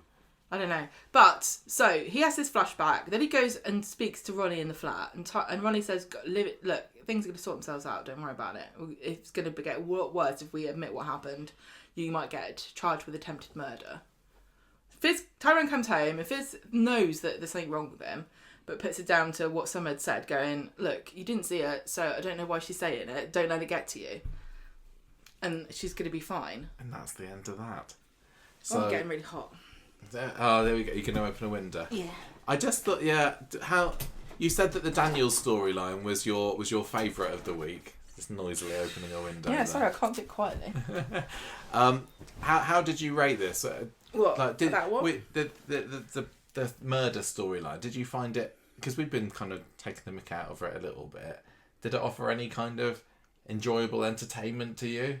It just felt very, very by the numbers and plodding to me. In a way, I can't tell whether I would have been this uninterested if there hadn't already been building up to who was it done to, like a mystery that culminated in a revelation that was exciting. Because now I feel like I'm mysteried out. But I don't know if that's true, and if it is engaging, but I'm not engaging with it because I'm saturated with this. It's just or is the it sheer genuinely lack not of that twists interesting for me. It's like it's not going to be any of the people you said it's going to be, apart from Danielle probably. Yeah, possibly Danielle. Yeah, a murder mystery needs to have me constantly going, oh, that's an interesting new piece of information. That makes me reevaluate everything that I thought about it so far. That's what they're not doing. No, they're just saying, oh, you'll never guess what. Because Tyrone was there when Carl had the car dropped on him. It's because like, we all guessed of that the a week people ago. that could have died. All of those people could have died. And it was genuinely exciting and a revelation when it was Theo, right? Because like lots of people thought it was Megan. Yeah. Except, it could have been anyone. It really could have been anyone apart from Jodie. So the fact that with this one, I'm sure it's not you or you or you or you. Mm. And they're not really making me suspicious of anybody. They're just revealing why it wasn't them. I'm only kind of somewhat suspicious about Gary at the moment. And not because I think he did it, but because he's clearly done something that there's taking a very long time in revealing. The question is there another character that also knows what he got up to? Is it Sarah Louise? Maybe Coronation Street's going to pull some kind of audacious, incredible flip, twist, amazing thing out of this. I really don't want to be too... like I said earlier, I think they plotted it really well. I think there are some interesting things that are coming out. But I just don't think that the result is going to be anything unexpected. That's the trouble. Yeah. Anyway, with that on that joyous note, let's move on to the antagonised storyline and what's been going on with Well, he's just mad because he had to go to the dentist. Yeah, on a bank holiday. That was so bizarre. Both of us kind of looked at each other on that scene because it's Daniel coming to number one and says, "Thanks for looking after Bertie, Ken. I've been at the dentist's, by the way." He's like, "Thank you, Mr. Exposition." It's also like, why wouldn't you go, like, Ken, take the baby, take the kid, no time to explain. Yeah, that seems to be what it is. Like, I know you went to the dentist. Did he just, Daniel, leave Bertie on the doorstep and ring the bell? Say, Bertie, ring the bell, ring the bell, ring the bell, good boy, see you later. Well, yeah, as I say, I don't know what he was doing at the dentist on Bank Holiday Monday, but... having an emergency filling. Something like that, anyway. So we find out... He tells Ken as well that kids have been bullying Bertie after all the stuff that's been going on about him on social media. And Ken says, "Look, this is getting utterly ridiculous, Daniel." And he's like, "Don't worry, Dad, I'm on this. I'm going to find this troll and sort them out." So he's like, everybody knows... the pen is mightier than the sword. So, I'm going to write a really scathing comment to Truthteller to put them in their place. And so he does. And what was that, Michael? He says, "Whoever you are, you're sick and twisted. Your lies are affecting children's lives." That would be enough to make me rethink. Would Bertie really be being bullied over this? I find it difficult to kind of get a gauge on just how viral this is, because everything on Coronation Street always goes mega viral, doesn't it? The thing is, how old is Bertie? Not that old. If I was the kind of person who's going to be trolling somebody because I think that they did something wrong, I wouldn't be swayed by somebody saying, "Oh, you're affecting children's lives," because I think, well, it's you that did it. You're affecting children's lives by going out with a pedo. My hands are clean. Yeah. Anyway, Jodie's starting to get a little bit of a pang of conscience about all this when she reads the message, but she still carries on for a little bit anyway, doesn't she? Well, he gets suspicious of her, doesn't yeah, he sees her on the phone and she's like, "Oh, nothing," because she's hiding her phone. It was just a... It was the milkshake video of Megan being splashed with milkshake. Oh, yes. Well, that was in another storyline, wasn't it? That was in the storyline we've not talked about yet. Megan getting milkshake thrown at her. That was quite a fun scene, wasn't it? I enjoyed that. Shit, that was, again, I don't know how they did that, but Beth Nixon looked genuinely like... you know, like you would do if you got a milkshake thrown on you. Both really Beth acting. Nixon and Rob Mallard took one for the team in terms of being doused they did. with foodstuffs this week, didn't they? That's horrible, isn't it? What would you rather have thrown at you? A milkshake or tomato sauce? I think a milkshake, because tomato sauce, I know that they both smell, but the vinegary tomato smell I think would make me feel sick. Yeah, but I don't know whether... It's really strong, that smell. Would the milkshake just kind of get into your clothes and go a bit off? Especially, was she not wearing a puffer coat? I don't remember. If it gets in something that's like downy, you're going to have trouble. It seemed like she bore more of a brunt of it than he did. I mean, he got it all over his back, but she looked like she was like thoroughly drenched in it. He was rotating like he was a hot dog trying to get full coverage. Rotating like the go on, get some on like my back. The kebab meat at Prima Donna. Where's the mustard? Anyway, she's kind of managed to get away with that because he thinks that that's what she was looking at. He tells her about Bertie being bullied, blaming himself, and Jodie's like, "Oh dear, I think that was actually my fault." So my bad. We don't get much of the story on Tuesday. We have him talking to her in the cafe later, Jodie and Daniel, and she's trying to tell him to just ignore the troll because they'll get bored. That's how you deal with bullies, isn't it, Mr. Osborne? And Nina's like, "Yeah, the universe will out them. You mark my words." They will get bored. Mm-hmm.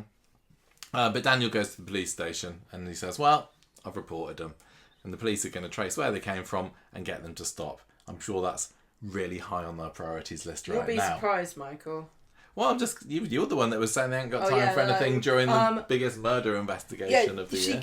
Daniel goes in there and goes, "Somebody's trolling me on the internet." And he goes, "Oh, okay, we'll just drop everything we're doing to investigate this murder, shall we? Because someone was mean to you on the internet." They're like, "Okay, we just need to rank the severity of this crime. How many suspects are there? Is this a whodunit? Yeah. Of the suspects, how many of them are main characters? Are there any kind of extraneous ones that people think it was probably them then? Because we're not that interested in that particular story. We don't care about that. Have they done a photo shoot for this storyline. And Daniel's like, actually, they have. I'm the splash page of ITVX at the moment for Coronation Street. He is actually, isn't he, looking at his phone? If you want a piece of this glory pie, you better investigate. Well, he leaves it in their hands for the time being. Jodie's nervous about the fact that she could be in... She's like, I didn't think of the fact that they might actually trace my phone. No, she didn't think... She doesn't think about much, does she? She's a bit of an opportunist without thinking of the consequences. This is why she came to Coronation Street. She heard that lots of crimes can go without any consequences, so you're perfect haven for a little petty criminal in training there, yeah. So he finds out he's doing a bit of trolling of his own, isn't he? Or a little bit... Trawling. Not trolling. Trawling. He's trawling the troll on Wednesday morning by looking on the Truthtellers Instagram account, whatever the social media app is that they're using, and apparently they've accrued 2,617 followers, which I'm gonna say bonkers. Is quite the feat of social media. I love this because it means that this account was just created to troll Daniel, right? So it means literally 2 weeks ago, 3 weeks ago. Everyone in Weatherfield is so bloody bored out of their heads that they're like, this person seems awesome. I'm going to follow them. I need to know more about what this Daniel guy's been up to. I wonder what other truth bombs they're going to drop. I bet literally nothing. This is like if Gossip Girl only had one piece of juicy goss for the school. Yeah, just kept going on about it for like how many seasons. I can't believe that over 2,500 people are following this person that's got a bee in their bonnet about a teacher who was maybe out with a knowing. pedo. Yeah. And they've also got nothing better to do in their lives. Somebody's there with like Truthteller 1 going, I can't believe I missed out on Truthteller by a day. I think I'm just a little bit jealous, to be honest, because it took us years to get this number of followers on our Twitter, didn't it? Negativity gets more attention on social media. If we were more, I know everyone thinks we're really negative, but we are very careful, I think, to not be so negative on social media. Believe it or not, because we could be a lot worse. We're mostly nice on the podcast, try not to but if there's a week that's boring me, I will call it out. I think social media is full of too much negativity, and so I try not to join in on it. This is all I'm saying. But if we were like slagging people off and being horrible all the time, I bet you'd get so many more. I mean, people love moaning. The number of people who go onto ITV's Corrie account and, Corrie's like, hey, we did an episode today. What did you think? They're like, I hate Daniel. This show sucks. You're horrible. Daniel's ugly. I hate this show. I Ken's feel so too bad. old. For the people on the Corrie social media team that do a sterling job of putting out their tweets, like literally every single one is just a barrage of negativity, and I'm we get it on ours, like sometimes, like, oh, if you say something nice about a person or an actor or a character, you will almost always get somebody going, oh, they're ugly, they can't act, I hate that character. And God forbid if they're gay, because people will tell you they're gay and complain about it to you as though you've got any control over or care. I know. But I do feel bad and a little bit of a hypocrite talking about this at the moment. But we're talking about our opinions, and everybody knows this is our opinion. It's not a fact. It's the way they say it, like it's a God-given fact, isn't it? Yeah, I don't know. I sometimes. Well, you do that, sometimes. Anyway, so Daniel and Bertie and Jodie are out walking down the street later, and he's still got his eyes glued to his phone, so much so that he can't look at Bertie's mega pavement jumps. So he missed out there. And Jodie tries to stop him doing this doom scrolling, and so he decides, no, I can't. Listen to this, Jodie. He reads. I can't remember what he says, but he reads out a variety of comments with these people who have got nothing better to do in their lives. And so he says, look, Bertie, fine, let's do something cool for you today. What do you want to do today? Bertie raises up, in my estimation, by saying he'd like to go to Super Mario World in Japan. I will say, Bertie, it's not called that. Bertie, you stupid boy. But there is indeed a Nintendo theme park in Japan linked to Universal Studios that I would very much enjoy going to. Do you want to take Bertie? I'll go with Bertie. I'll take him. Daniel, Daddy Daniel, where's all that money that Daisy left you so we could go to Disneyland? Yeah, well, have we been? I don't remember going. Did they go to Disneyland Paris? No, we didn't. Have you put it in a bank with a high rate of interest? Because if so, I reckon that we could maybe afford a trip to Kyoto. Don't be so boring putting in stocks and shares, Isa. Let's go to Japan. Anyway, Daniel and Bertie go to number 1 They're being watched by somebody from near the kebab shop, and I thought this was Megan, but it's not Megan. Who did it turn out to be? I don't remember. The ne'er-do-wells. Oh, it's the squirters, the ketchup squirters, yeah. Because they're outside number 1 later because they've decided that rather than spending the money on going to Nintendo World or whatever in Japan, they're going to take Ken and go to Weatherfield Aquarium. I think I can't remember. See what Jude they're look at Appleton's some up fish. to these days. I don't know if they're going to a fish shop. What? Like a tropical fish shop. No, they said an aquarium. No, I said that they said aquarium. That they just said they were going to look at tropical fish. Okay, I don't know. Anyway, but he says, I need a wee before we go, Dad. And Ken's like, yeah, me too, honey. And Daniel's like, it's a good job not going to Japan, isn't it? Anyway, they go inside, so Daniel's left out there on the street, and then those nasty teenagers come around and squirt tomato sauce at him. Because it's half term, they've got nothing better to do, I suppose. Do you think people just get really, really invested in these trolling stories, don't they? Everyone's always getting trolled on Coronation Street. It's starting to become the next new trope of Coronation Street. It's like, here's another trolling storyline again that people are going to get far too invested in. I think there's a bit of psychology behind this, because I do think that if you're creative in any way and you put your work is mainstream, you get trolled. So I think that the Coronation Street writers, cast and crew, are like exorcising their demons with these trolling storylines. Maybe they are. They're just like... Even people like Jonathan Harvey. Right, if he writes something like I wrote today's episode, people are like, oh, it was rubbish, I hate it, it's rubbish, stupid, boring, lame, not funny. Yeah. Why do you... Why? They're thinking of them and also us sometimes when we moan, horrible trolls. I really just don't want anybody who was involved in it to listen to this, because it's no good for your soul to hear somebody complaining about something that you took a lot of time on. And I would hope that anybody who created something that I'm criticising understands that I'm only criticising it because I love it. And this is like part of how I enjoy and consume the media. I don't hate it. It is also a team effort as well. So I wouldn't like somebody to, take any criticism that we had and say, oh, that's all down to me, or they're just having a go at me. I don't think I've ever had sometimes not very you've often, had a go at an individual. I would never do that. The only person who gets the stick is the producer. Yeah, and he gets paid the megabucks. She. Well, sorry, I thought you were talking about McLeod. Well, we sometimes will say, Kate Brooks, what are you doing? But it's a joke. I think sometimes it's not. But you sign up for that when you're the producer and you know that's going to happen. Yeah. When you're a writer or an actor, I mean, the actors kind of know that's going to happen, but it's just really sad. Well, this is why we don't really talk about actors' performances anymore. We did a little bit before, but it's just really not productive at all because it's so subjective. And it's very deeply personally hurtful. I do have a little bit more sympathy for Kate Brooks because, from what we can glean from the Ian McLeod replacement debacle, she wasn't exactly banging at Corrie's door to get this job, was she? I don't think you can say that, but what I will say is that I would wonder how much creative control anybody has on that show anymore. When Ian McLeod comes out with his spreadsheets and his data from surveys. Well, it's anyone in between that McLeod sandwich, isn't it? It was, was what the rumours at the time were saying. So anyway, somebody has got a little calculator somewhere, and they're going, "We need more gits on the show. Everyone loves gits."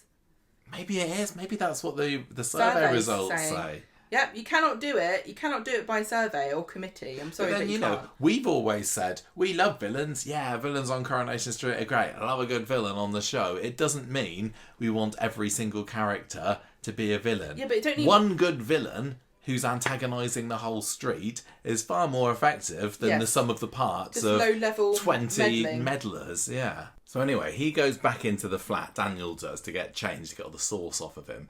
And he meets Jodie outside. And he's fuming about what's happened.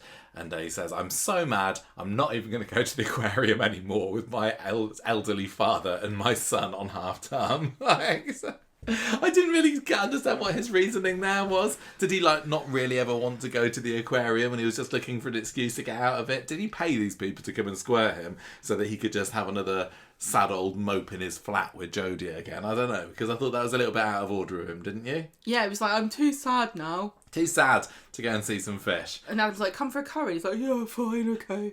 He does, doesn't he? He's going to have a magical curry to cure him. That's like terrible. He doesn't even do that in the end. Parenting and sunning that he just ditches them to go and have a curry instead. And I'm sure a lot of parents have wanted to do that during half term, but you know, Daniel's a little onto himself. He's like, I'm a teacher, I shouldn't have to hang around with my kid off when I'm not working. I hate how he ruins every half term. Well, he's not even been at school, has he? He's been away. He's been hiding away for weeks. I know. So he does turn up to speed dial, and Idris is there laughing over the We haven't ketchupping even met video. this guy yet. We haven't met him on the street talk yet, but we talked about him a little bit. And he's forgot the video of him getting the ketchup squared on him. He's like, ha ha ha, look at this. Shows it to Daniel. Daniel says, bloody hell, what is that? And he's like, oh yeah, it's you. What a git. This really was the week for, they don't call it happy slapping anymore, do they? But food-based internet viral memes. I just don't think... People are probably going to get mad at me about this, but I just don't think you should throw food at anybody. I know people think it's funny if you don't like the person, or you're like, oh, it's not, but it's Nigel Farage. You're like, just don't do it to anyone. Honestly, just don't do it to anybody. You only make them look like a victim to all of their... You only feed into... I don't think that's too... You'd be surprised, Michael. Some people will get mad at me for saying that. That you should never throw food. It's like when they go, oh, you punch a Nazi. Don't punch anybody. Just live peacefully. They're not really Nazis, are they? Right. There's hardly any Nazis left now. Well, you never know. They're not really Nazis. They just call themselves that to annoy you. Anyway, look, Daniel goes back home because he's peed off at Idris. And then Adam follows around after him and he says, look, I've calmed down a little bit now. Go and say sorry to Idris. Didn't really mean to snap at him, even though Idris was being a massive arse about it.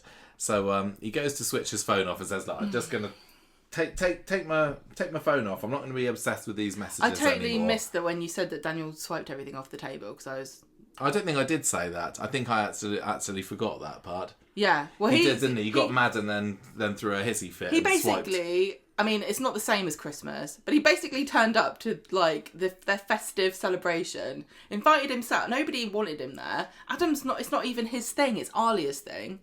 He turns up to this family get-together for their festive period, gets mad and throws all the food on the floor and then acts like he's the victim.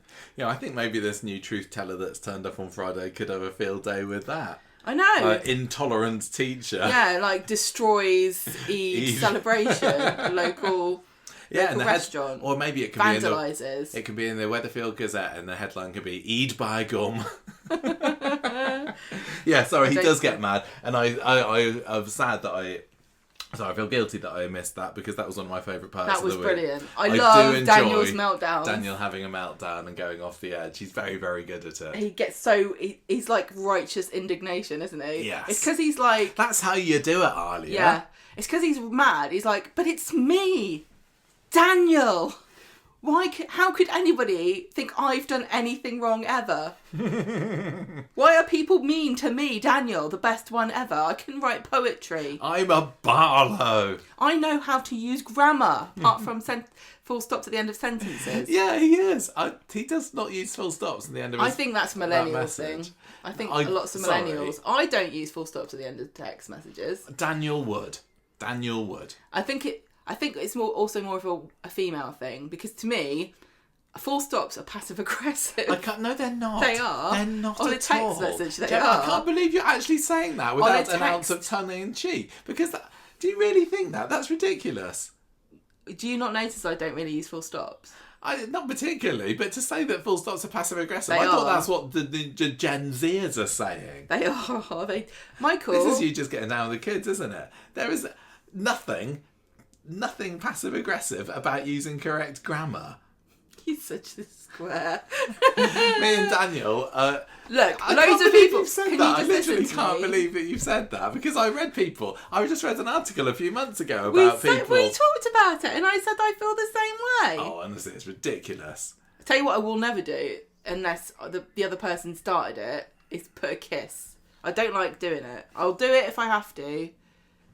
But I think it's stupid. I can't believe I think less of you now, honestly. I know, I thought you would do. I already thought you'd. Sometimes when I write a text message and it's a question and I forget to put a question mark on the end because I'm tired or busy or something, I always think, I bet he's just there going, what a stupid cow. Look, one of the good things about smartphones and all this self-correcting and what have you, spell checking, it meant that we were able to communicate with each other using proper language again, proper English, and none of this lolly BRB stuff that we had that period of in the early 2000s. Actually, text messages are generally well composed these days, and it doesn't take much to press that little full stop at the end just to put the cherry on top.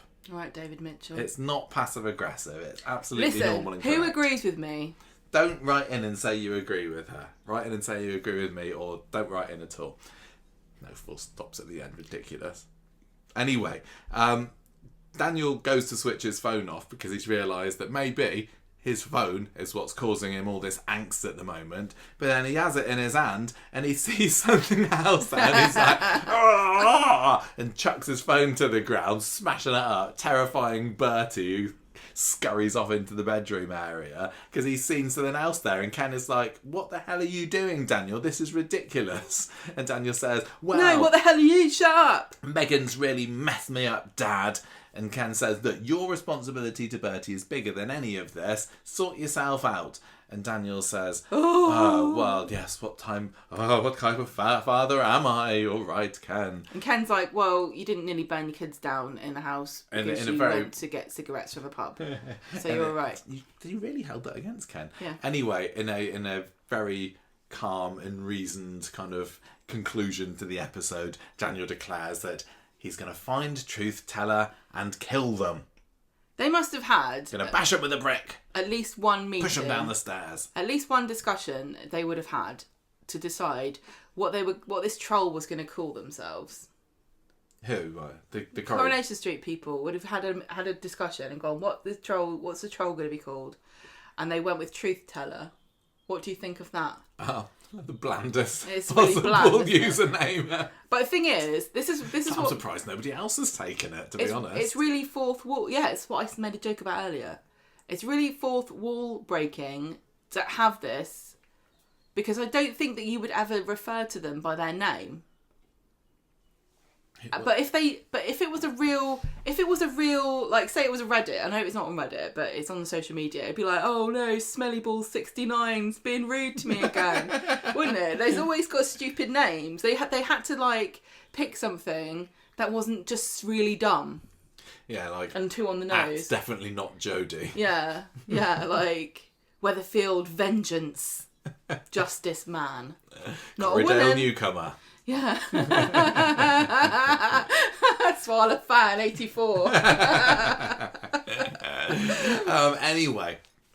So Daniel, has he calmed down a bit, Daniel, on Thursday? No. He says he's struggling. He's struggling a bit with his mental health, isn't he? He's having his breakfast with Ken. He's got croissants and everything. Yeah. And Ken says, you just need to go back to the Lake District because you seemed to sort your life out for a little bit when you went there. I'll pay. Off you go, Daniel. And Daniel's like, I want to go to Nintendo World in Japan, Dad. He says, he admits that he never actually went to the Lake District the other week. And Ken doesn't say, what? But I'm sure he's thinking it. Yeah. Probably. So he's trying to process all this later as Ken. And Daniel's just snivelling about how he was drowning in self-pity. You can do that at the Lake District. And he still is. Yeah. Yeah, well, you got somewhere to collect your tears up there, haven't you? Just go and lean over Windermere and wade into the lake. Add to the beauty of nature. Oh, you will understand. Yeah, watch out for Joe McIntyre while you're there. Ken says, how did you manage to turn things around then? Because you didn't go to Windermere, but you certainly seem like you're all right when you trying to come back. This to me is such a stupid question. Like, Ken would not say that. Why not? Because he didn't turn it. How do you think? What do you think? Well, he just got over skipping it. Down the street. Time heals all wounds, Ken. You wouldn't say what made you turn your life around. Without the healing power of the Lake District. Was it a woman? It's normally a woman. Was it ITV lunchtime TV? Because those loose women have done a good job on me more than once, you know. He's like, no, actually, it was Jodie. Jodie came along. What? Shona's sister Jodie? What's she got to do with this story? Wow. Oh, no, she's in it now. She's in it, and she was being a sympathetic ear to me. And Ken's like, well, You've done a good job, Jodie. He goes and sees her, doesn't he? He goes to the cabin and she's there later in the episode and says, "Good for you. It's a good job. For your help. Good that job. You helped Daniel get over Smelly Balls 18-4 Yes. or whatever I said." And Jodie's like, "I'm Smelly Balls 69." Friday, Daniel discovers that I can't remember what it was in today's episode. Has Truthteller deleted their stuff? But hasn't deleted their account, because those over 2,000 followers, you're not going to throw that down the toilet. You might have some more truth that you want to tell later on. You might want to start stirring it about David. Yeah, exactly. And why is Truthteller not just put it out there? I hear that a certain Weatherfield hairdresser tried it on with their sister-in-law just recently. Hashtag could be anybody. What you? Oh yeah. You forgot that, didn't you? Because no, I didn't forget it. I just didn't know what you're talking about. Anyway, Daniel reckons that it's Sarah Louise is a skank, and everyone was like, "Yeah, we know." That's been doing the rounds on social media for the past 25 years. And then at Sarah Louise is a skank who's like, "Sorry, that's my thing. Can you back off?" At Gail Platters, like, "Leave my daughter alone, you trolls, you vile trolls." Replied by Audrey, "What's for tea, Gail? I'm still here, you know." I'm still here in France. Yeah, I've not gone back to Weatherfield because there's too much drama there.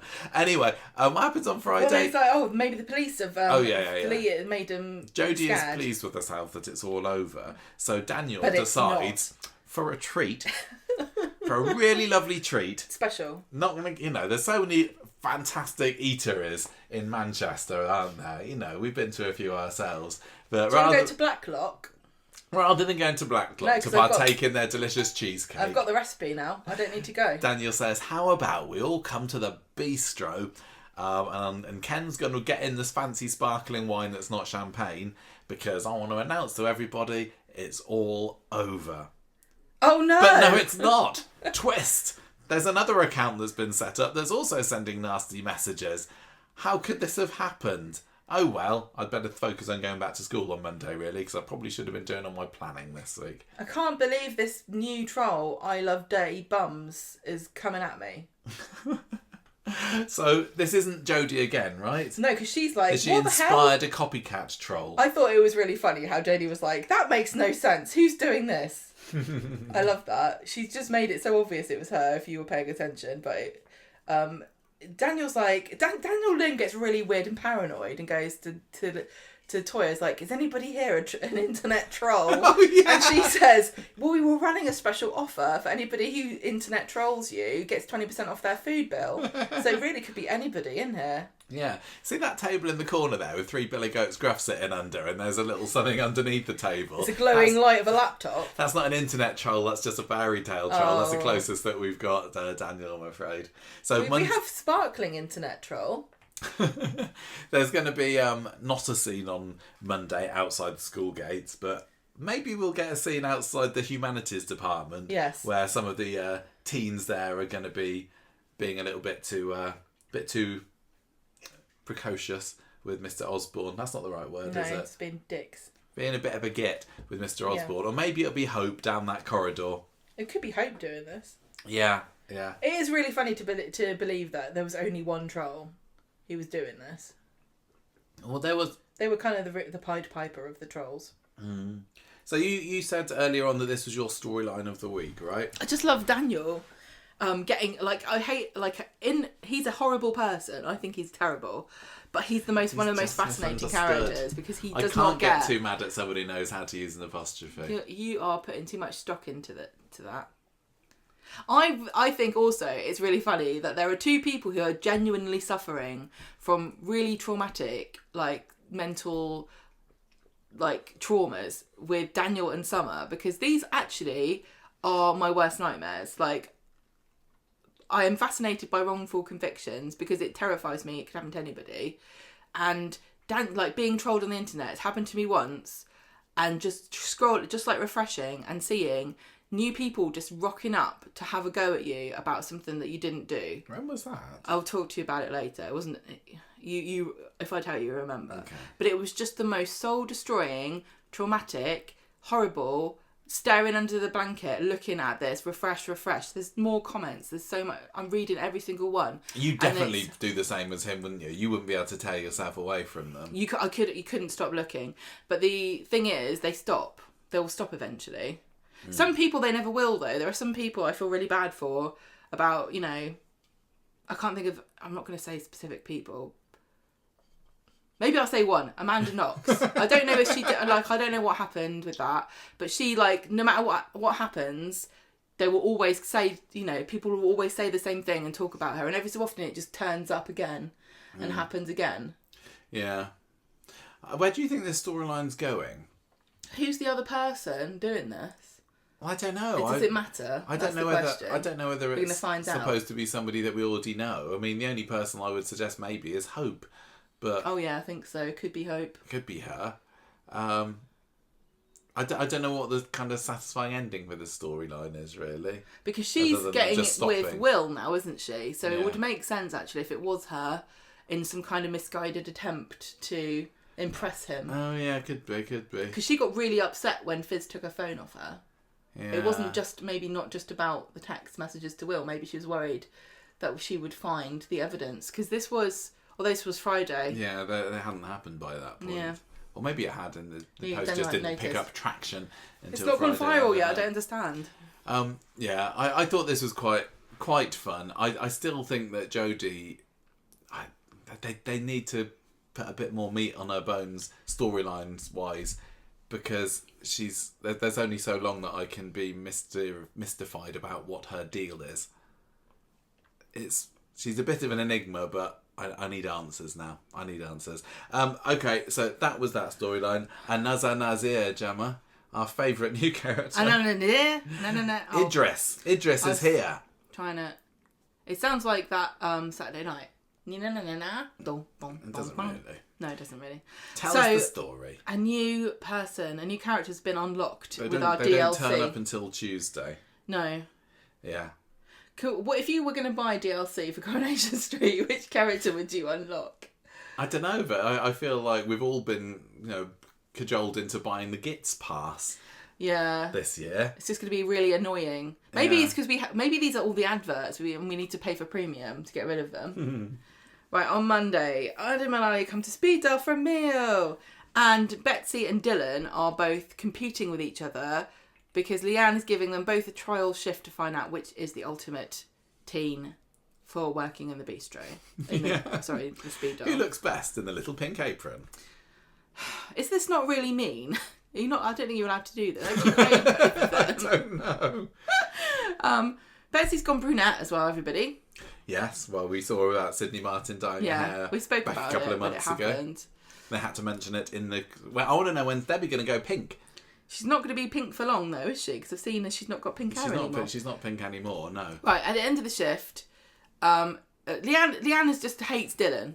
It's firmly established at the beginning. She goes, right, let's decide which one of you two is going to get the job. Is it beautiful, lovely, brunette Betsy, who is a beautiful angel and I love her, or is it skanky, stupid, idiot boy Dylan? Yeah, a little stabmeister. Went to prison last year. Yeah. At the end of the shift, Leanne's like, I think it should be Betsy. And Betsy says, no, I think you should give it to Dylan because he's useless and he can't get a job anywhere else. And I already have a job. I don't even know why I'm here. And Dylan says, thanks. And Betsy says, I wouldn't want to work for Leanne anyway because she's a lard ass. She doesn't say that. Independently looked at each other. We went back and rewound it, and clearly she says hard ass, but it sounded both so of us clearly. heard lard ass. It's that's uncalled for, really. Certainly isn't it? It's irrelevant anyway. Got quite a spell but to it's not actually. True. Right, so... Although, if you're going to work in a curry restaurant, sometimes you just can't help take your fingers out the... Carry on, Michael. What you take your fingers out of the what, darling? The curry pot. Yeah, that's how you do it. That's how you make a curry. Right, you put your fingers in the curry pot and then curry comes out. So poor Dylan's got the poison chalice of working for Leanne. Well, he's just going to have to curry her favour, isn't he? Hey? Yes. We haven't got time for this nonsense. Right. So, on Tuesday, we all thought Brady died, but he's not. He's alive. He's back, and he's got his driving test next week. Walking around, and a flash car speeds around the corner, and a mysterious man kicks another man out, and he's like, "Give me my trainers," and he's like, "You're not getting them, bitch," and he speeds off. So the man in the car is Idris, who we find out is being played by Janard. Is that how you pronounce this? Janard Khan. And he was in Coronation Street before. He played Sarge, who was a romantic interest of Rosie Webster for 2 episodes back in 2008. So keep your eyes peeled, classic Coronation Street viewers. We may be seeing him soon, or maybe we have seen him. I can't remember. And he was kicking out Damo, who's played by Jake Perry. As you mentioned earlier, he was young Simon Barlow. Are you sure it's not Damo? Damo, I don't know. I don't give a damn how you pronounce it because he's not in it again. So yeah, he was the first actor, in inverted commas, to portray Simon Barlow when he was being cradled by lovely Lucy. Aww. Beautiful. Yeah, so this is Idris. And Janard has, I mean, I might as well say this now. He's been doing his interviews. He's been on the circuits telling us a little bit about him.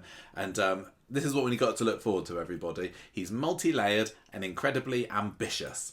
As a child, he suffered a lot of hardship. This is the actor. This is him about Idris. Yeah. He suffered a lot of hardship and neglect, so he's had to overcome these obstacles entirely on his own. He's a lone wolf, the black sheep of the family, who has made a name for himself. He's addicted to success and the finer things in life, but there's a real vulnerability there too. It's the first time I played a character where I can show that side, which is a great gift for an actor. So yeah, he's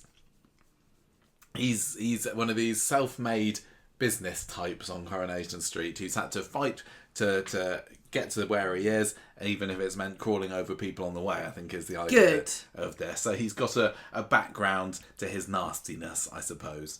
But it's quite good for him because he said that he's been driving buses for the past 8 years. He's been doing little acting jobs here and there, and then and now he's got this job on Coronation Street. So I'm very chuffed for him for this. Apparently, he also auditioned for the role of Imran.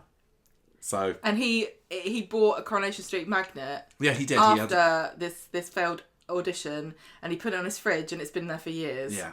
So how different Coronation Street could have been. And after he did his audition and he got this part, I guess he looked at the magnet and he was like, "I did it." Yeah.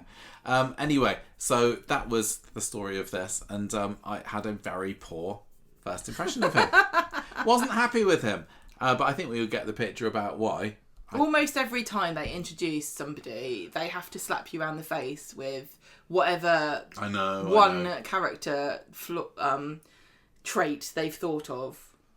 You know. I get that they're trying to, have him come in with a bang, which, I agree, they often do. But it sometimes really does damage my ongoing relationship with that character. Like Brody, for example. We're supposed to like him now, aren't we? But I just can't get over the fact that he was a massive arse to Dylan when they were in the STU together. And even like Paul, I went for years not really liking him. And I think some of it was a holdover from when he first came into the show. Well, once he was out of prison, and he was horrible to Gemma. Yeah. And yeah, then maybe we'll have the rough edges sanded from Idris over the coming months. But he's still kind of gangstery, isn't he? Wow, I just wish that he could have come in and been, "Hey, it's me." I always rather than watch out. Always have a soft spot in my heart for any actor who genuinely wants to be in Coronation Street, and so it endears me to him and makes me want to like Idris more that he has said he's got this magnet on his fridge. I absolutely love that. I mean, obviously there are loads of people in Corrie who just are actor. I do lots of part. I want to be an actor. I do anything. But he doesn't say anything about I've always wanted to be in Corrie, but the idea that he's got this magnet on his fridge, I feel that's very sweet.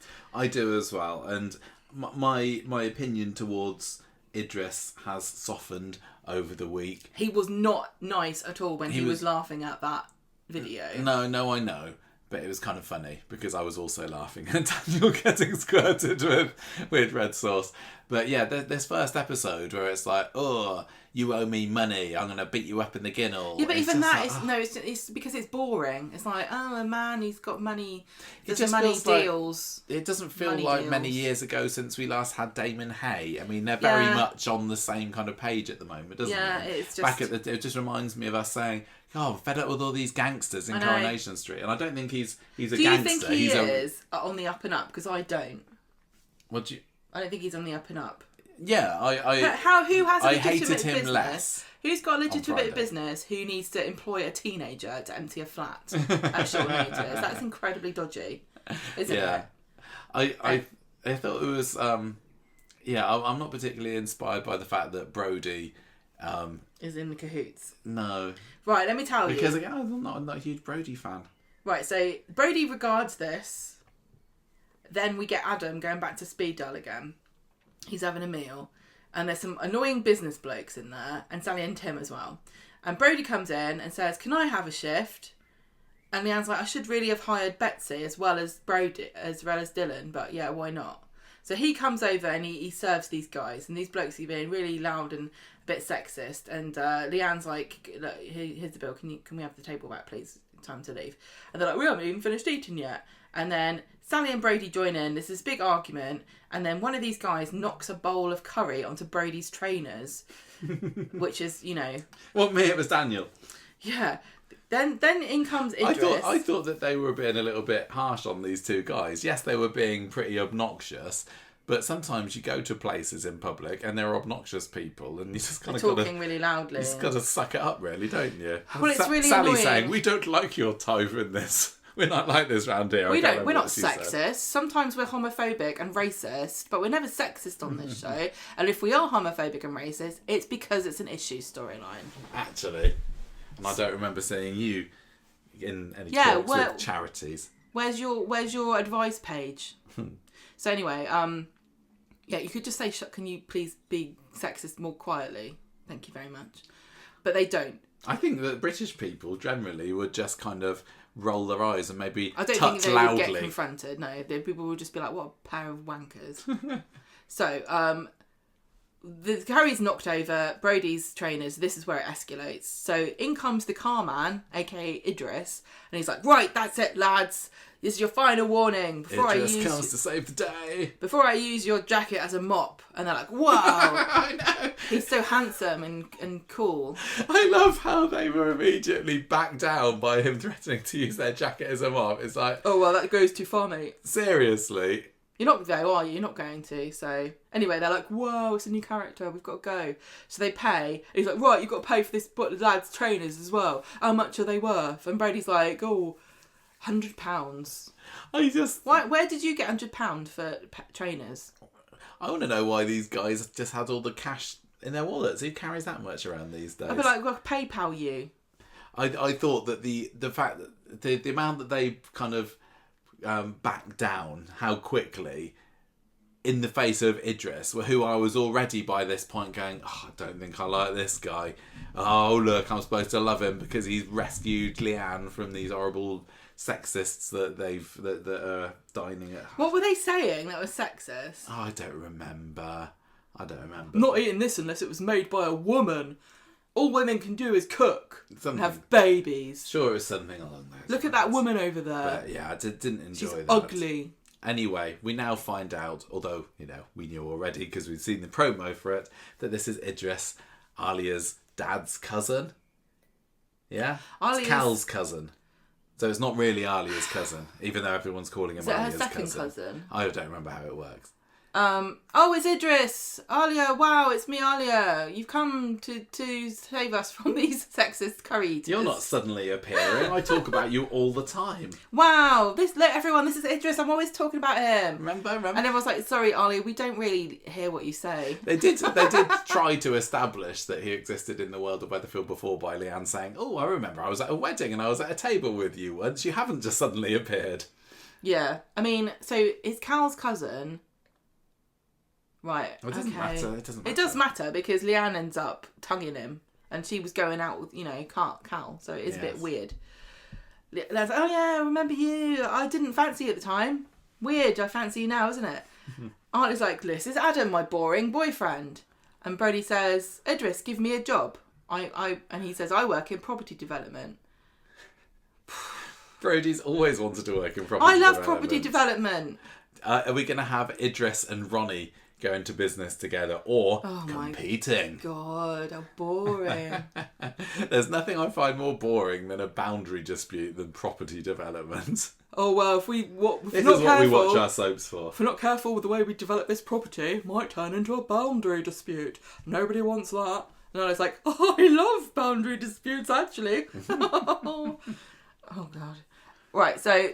Why can't they be, like, pleasantly dull and boring, like Ardy was when he was enjoying his pivot tables last year? A simple boy with simple pleasures. Why don't we get to see Ardy with his mullet and his earring that he's apparently got this week? We need to put that teased through us with that one, didn't they? AI, don't you? You could very easily make an Ardy with an earring in. Or just phone up Adam and say, look, will you just do it? Adam Hussein, he put an earring in for us. He will say no. He'd do it. This no-shoes bloke is in the pub and Susie's trying to give him money, and Eva's like, no, don't just give shoeless people money. And the man leaves. Adam and Ollie come to the pub, and Adam's not super impressed by Idris.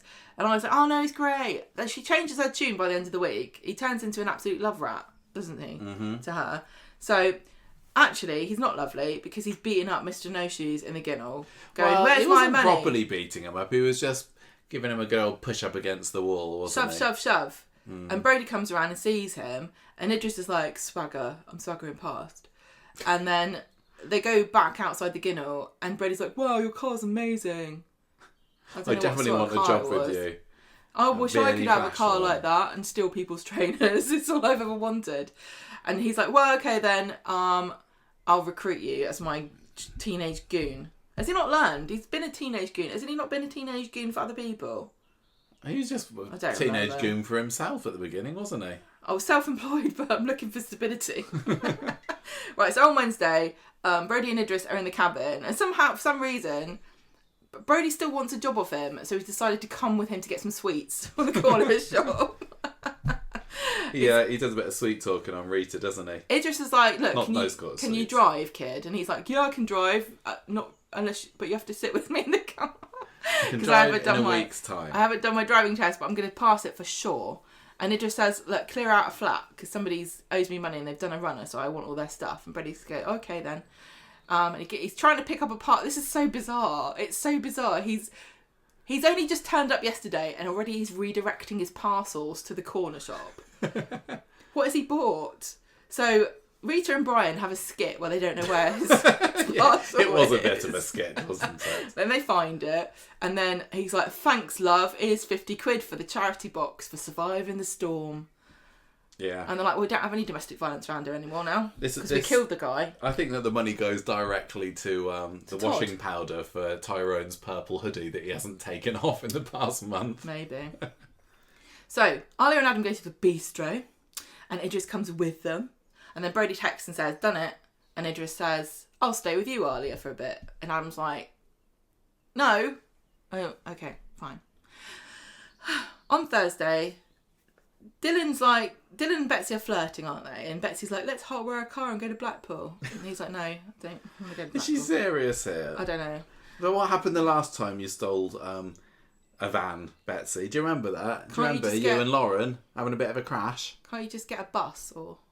And was she serious with it? Like I don't even remember this scene. I thought we were supposed to kind of think that she's a good girl now. Well, I don't remember what happened to her. Leanne, this is also really funny because Leanne's like, do. Hope I don't get mocked.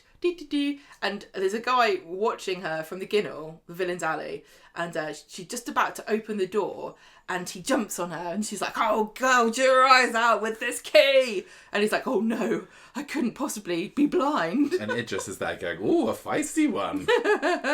Oh, I like a woman who threatens to gouge people's eyes out. Are you okay? I could use you. I've got someone who owes me £100. Could you go and threaten them with a gouging, please? Are you good at emptying flats? And can you drive? So he goes and makes her a cup of tea, and he's still there when Dylan starts his first shift.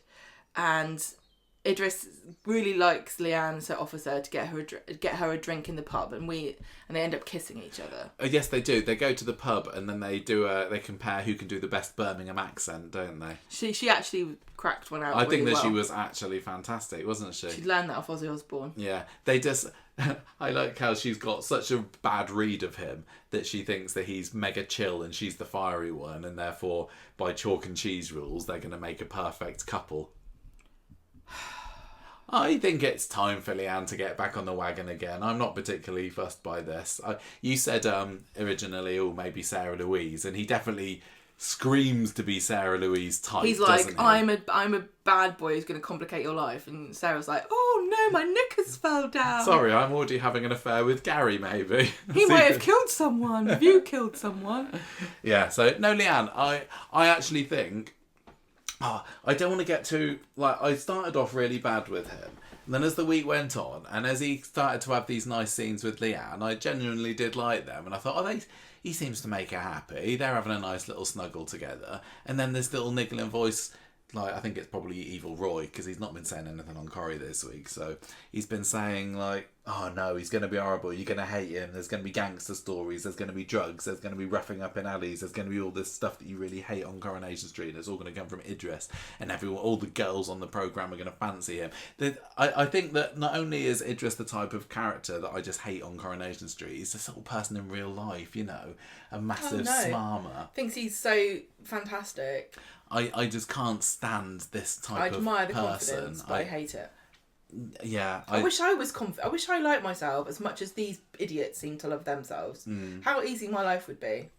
I can't be doing with this type of personality. I know, yeah. But some people are saying, he looks fun. He's a charmer. He's a charmer. Anyone who comes in and their character bio is like, the knickers of Weatherfield will drop when Idris comes in their path. It's like, great. I just hate it. But maybe he's a ladies' man. I think I'm just a little bit jealous because I don't have that effect. You want people to drop their knickers for you? I'd like somebody to think about it. I'm married to you. I'm not gonna stray, darling. Don't worry.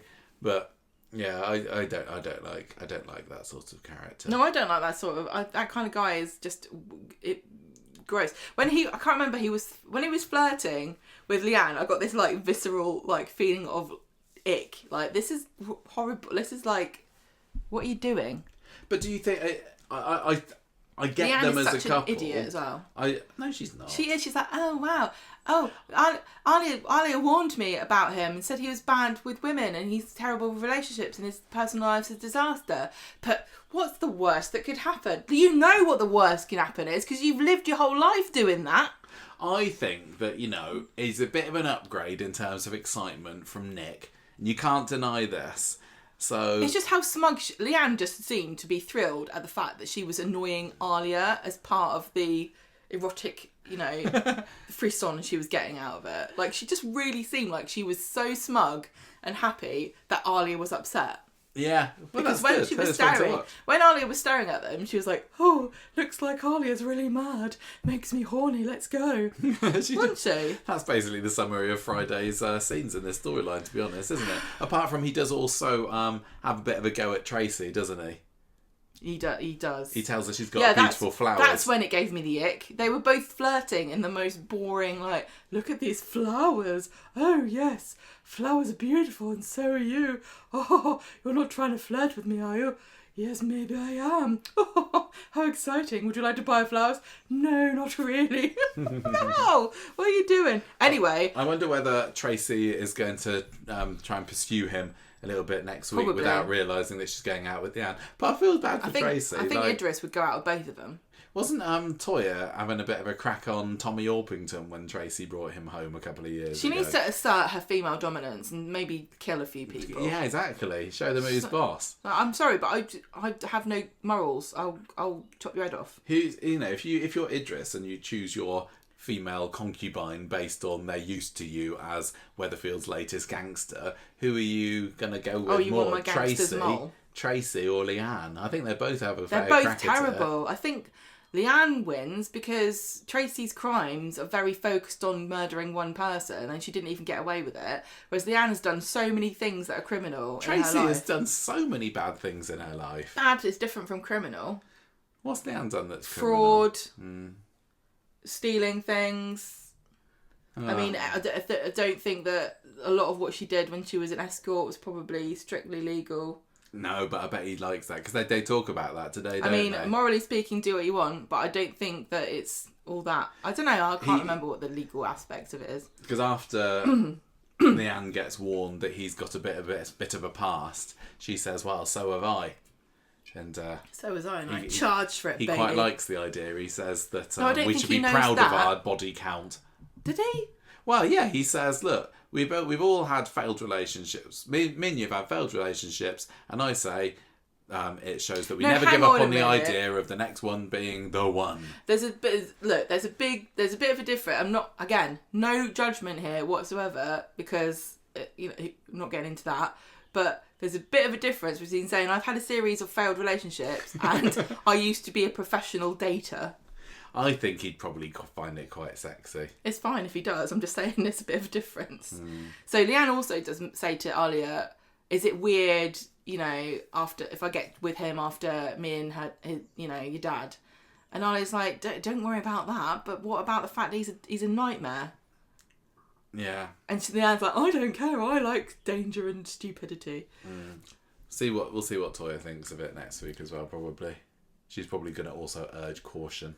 Yeah, God, Alia and Toya just teaming up to be buzzkills. Yeah, do you think Alia's probably going to go up to the bar and see Toya and say, can you just have a word with your sister? Really worried about Leanne getting her heart broken by Idris. It would be funny if it does turn out that Idris just completely falls for her and he's the one that winds up. I'd like it. I'd like a bit of happiness for Leanne. I also don't want him to be an arse. But... I really got confused because I thought that he was coming in to be Alia's cousin and it's Cal's cousin. I think a lot of the pre-release hype did say Alia's cousin, to be fair. But I thought he was a lot younger. Oh, okay. The age is completely different, isn't it? Yeah, I suppose so. It's more similar to Leanne's age than he is to Alia's age. Because when I first heard about it, I was like, oh, Leanne's getting a toy boy. Right. No. He seems to be older than I really cannot tell how old he is. He's got a few greys in his stubble. If you told me he was the same age as Alia, I'd be like, okay. If you told me same age as Tim, I'd be like, what? Okay, I don't know. Well, we'll see where this takes us. He's a man with I want to give him a beard. chance after my initial visceral reaction of absolutely despising him on his first encounter with Leanne and co. I want to say, right, give him a chance, wipe the slate clean, don't be a horrible gangster, please. But I want to know what I'm supposed to think of him, and then I want to know if I feel that way. I think we're supposed to think, oh, what a rogue, what a charmer, oh, I love a bad boy. I think that's supposed to be the reaction. But is he a villain, or is he... They can't have him roughing people up in the ginnel and kicking people out of cars without thinking there's something dodgy going on there. He's not just one of these honest property developer. Is he? Well, he might be. Yeah, but I think I think that's going to be pretty hard to... I think he's a slum landlord. A slumlord, okay. Yeah, I think he is. Well, I guess we'll find out soon enough, won't we? Let's round this off with the Will and Megan storyline. These are all quite meaty stories this week. Yeah, but it was the meat was goat, so it was all a bit, it wasn't a bit of prime beef, was it? What's your favourite meat? Beef. That's why I said it. So, Monday, Will's watching this video of Megan getting a milkshake chucked all over her, harassed by teens, because Daniel's not the only one who is having a problem with trolling. Yeah, but he's the one who suffered the most. I know. They're shouting scum. Yes, they're chanting scum, and Will's not looking particularly happy by this. Then Ollie comes in. He's also seen it because he's got his finger on the pulse, has Ollie. And he's Smelly Balls 69. Do you reckon? Is that a secret persona? I'd actually like him more if he was. I'm a git. I am. I do have a personality, and I'm horrible. Ollie says, look, it's mean what they're doing to her there, but she's not the victim, Will. You are, remember? You're the victim here. Anyway, do you remember last week they had a story where you missed your PE exam? You were right after that, and Will's like, bit stressed out, to be honest. I do want to go to college, but how am I going to catch up on all the work and revision that I've missed while I've been having all this big issues-based storyline? As we learned last week, there are only 2 written exams for PE, and you missed one of them. Yeah. So I think you're in trouble. Oh, that's right. You can have your resits, can't you? Resits. What, resits? When do they happen? I don't know, but I'm sure they do. Anyway, he says, I'm just really, really struggling to cope. I can't get things to sit in my head. I prescribe a little bit of Ritalin for Will. It does wonders for you. Yeah, I mean, worst comes to the worst, you can hallucinate Roy telling you the answers. Yes, exactly. I don't know how good Roy would be in a phys ed exam. What if you told him what to study beforehand, Michael? You've got to be clever with it. Very good point, very good point. I don't know if I said this on the podcast or I just talked to you about it. Or maybe I said, maybe Sam, it isn't the Ritalin. Maybe he's got schizophrenia. We talked about that, didn't we? Yeah. Yeah. Speaking of Sam, he gets his one and only scene this week, doesn't he? When he's in the cafe, he comes over to Will, and Will's like, "All right, mate, how you doing?" And Sam says, "You're evil and you've ruined my life." And Will's like, "Okay." That's then come out of nowhere, Sorry. but fair enough. So he rushes off, and then Sam sits down and speaks to an empty chair. That told him, Roy, he knows I'm on to him now. So... And then we didn't even get an Evil Roy appearance going, well done, my son. Stage 1 is complete. I was waiting for that. I was expecting him to sit there like the evil Kermit the Frog with a hood on. Yeah. No, he didn't. Anyway, that's the end of Sam's storyline for the week. Bring it back. So later on, Will gets mad again because he overhears Eva and Ben talking about him. And Ben's got it into his head that not only is Will kind of suffering at school, but his views of women and sex have all been skewed. What if he can't date normally now? And Will storms in and says, just talk to my face if you got something to say. And they're like, no, we weren't talking about you, but Will storms off again. What do you think about Ben's concerns here? Of course he's right to worry about it. Probably would. This is why you're not allowed... Mess you up a little bit, Well, yeah, it? this is why it's bad to do. Yeah. Will, he gets that what's happened is... He's starting to understand the fact that he dobbed Megan in. Yeah, he realises, but... Part of it was... He is screwed up. Why did you dob her in to start with? Because of lovely sage Tim, remember? And that taxi drive full of wisdom. I'm just trying to think. I don't know. Anyway, so he goes off there and he gets himself drunk. He gets a bottle of vodka from the pub. Brilliant. Stands on the scaffolding. Is this the scaffolding that has been there for 5 weeks now? They probably can't. I don't know what they've done. They can't get rid of it now because it's a crime scene. Oh, maybe it is. Maybe it is. They should have crime scene tape around it, shouldn't they? And Dev's like, oh man, this is so dumb because I got the scaffolding put in so that I could change the exterior light bulb on the top. But I realised I could have used a ladder now. And now we're further into the year. It stays lighter night into the evenings. I didn't even need it anymore. Anyway, so Asher sees him up there because she's putting out the bins. And he says, I'm just messed up. And she's like, well, I got messed up. I had a messed up storyline too. Did you see? I had my whole storyline dedicated to me being a messed up paramedic. It seems like it sucks at the time, but honestly, eventually they'll drop the storyline. Yeah. You won't get any awards because there's no British Soap Awards this year. And it'll be almost like it never happened. This will happen to you, Will. Yeah. Just go with it, I promise. You won't be in it soon. Yeah, so take advantage of it while you can. And he's like, oh man, that's not fair. He doesn't believe this because he's a newcomer to soap and he thinks this is going to stay with him but forever. I'm going to be the main character forever. And she's like, oh, no, you're not. We all thought that. When I had my skin lightening storyline, I thought this is the beginning of a new age for Asher. This is what they say to all of us, Will. You'll learn soon enough that you only get to be in the sun for 2 years. Yeah. And then you're back down below to obscurity. 10. Nothing. Top 10s, no. Anyway, Hope finds out as well, doesn't she? She runs into the pub and tells Ben that Will's up on the scaffolding, so they rush out together, and the whole family crowd round in the shop yard to find that Maggie's already up there. I think Asher may have contacted Maggie, because she contacts somebody. Asher does. It wasn't Hope. No.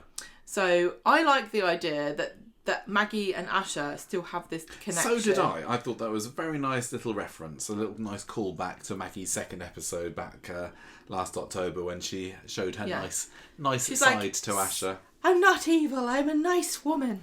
I thought it was funny when Maggie was up there talking to Will, and then she takes... does he pass her the bottle? I think so. She takes a swig from it herself. Yeah, because they're like...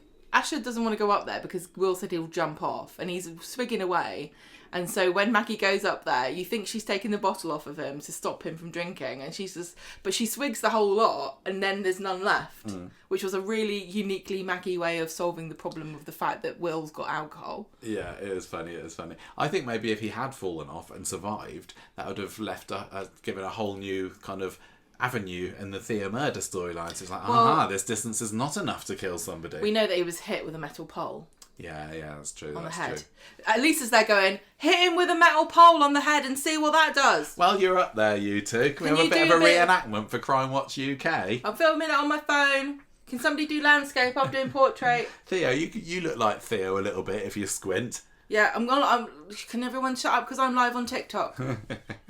Anyway, Maggie says, look, Ben doesn't think you're an idiot. He's just worried about you, honestly. Don't let Megan ruin your life. Take back control. Where's your champion mentality, eh? This is time to dig deep. Don't let her win. And with that little words of advice, he agrees to come down. So he gives a hug to everybody. She should have played him Eye of the Tiger on her phone or something. Ben thanks his ma begrudgingly because she's still in his bad books. And they all go back to the pub. And when Will's putting out the bins later, he's approached by Megan, isn't he? She pops up and puts something in his pocket, which we didn't see. But thank you to the people on Facebook that pointed it out to us. And he says, I don't want anything to do with you. Leave me alone. Hope is there and sees it happen, exactly.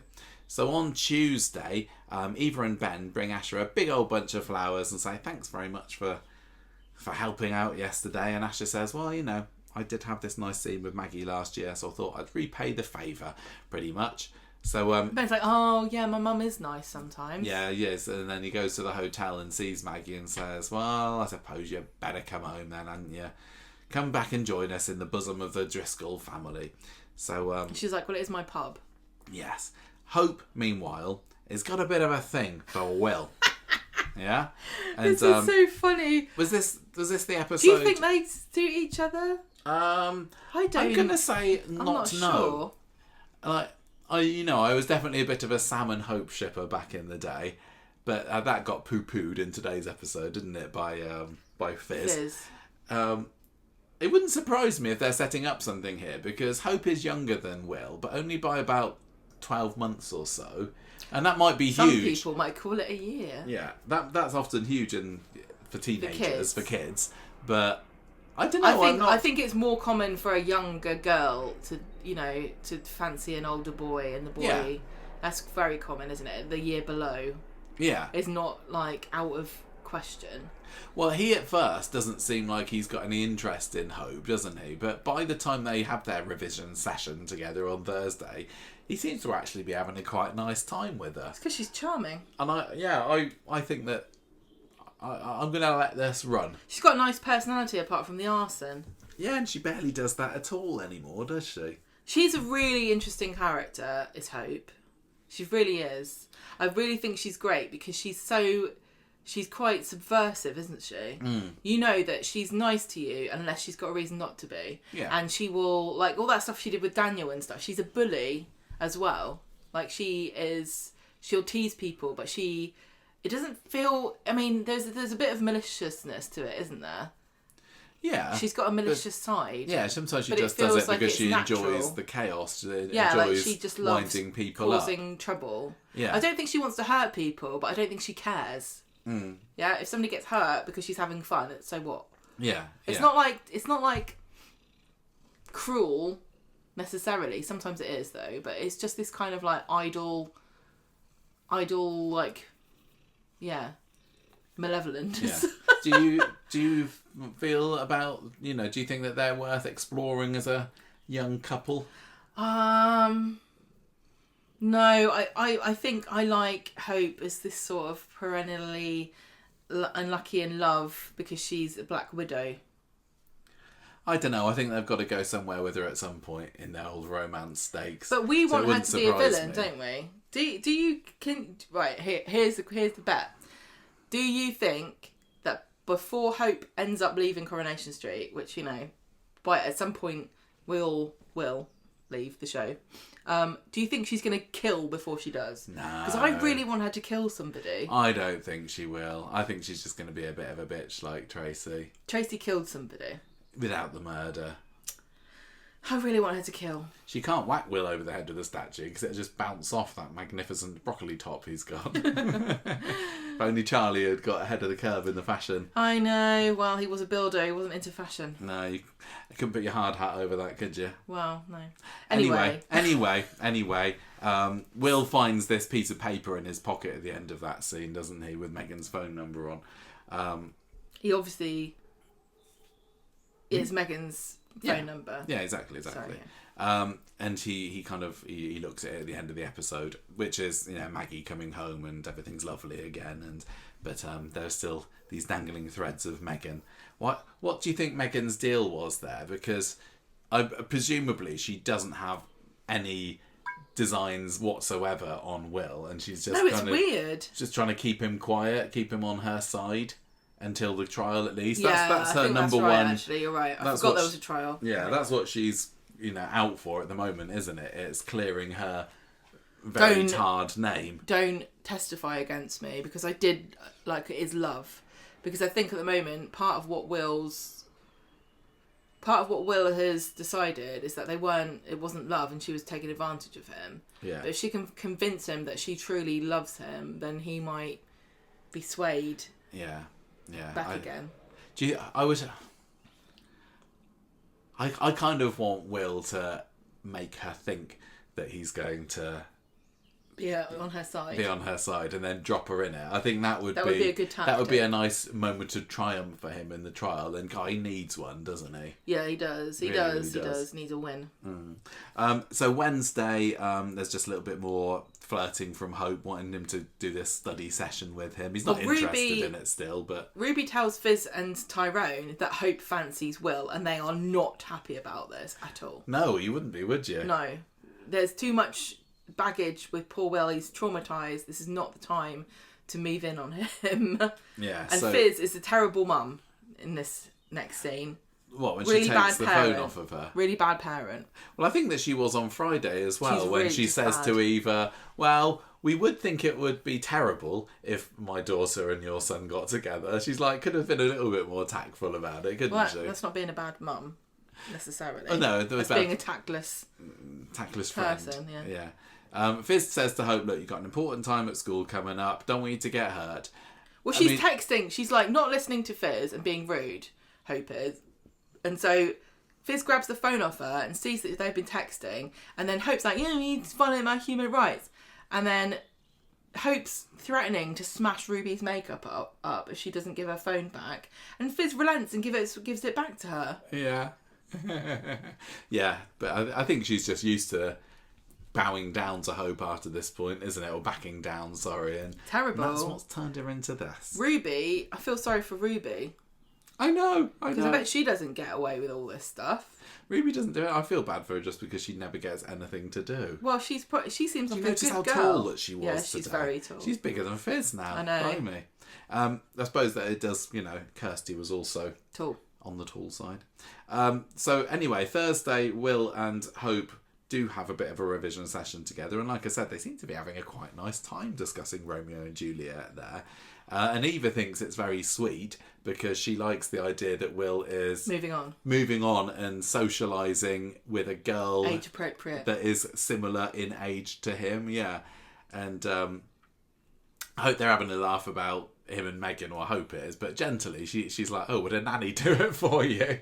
How old would you go, Will?" Yeah, and and that could have been like him going off on one and having a sulk and throwing his Shakespeare down at her, but he doesn't. He kind of goes along with it, and everything's very nice and innocent until Fizz then comes over to the bar later and twitters on about wanting Hope to keep her innocence as long as possible. Fair play, she's only 15. I wouldn't. Well, look, this kind of like puts Eva a bit makes her awkward because it's like, can we not talk about that because it's obviously a sore spot for us? Yeah. I mean, it's not like, you know.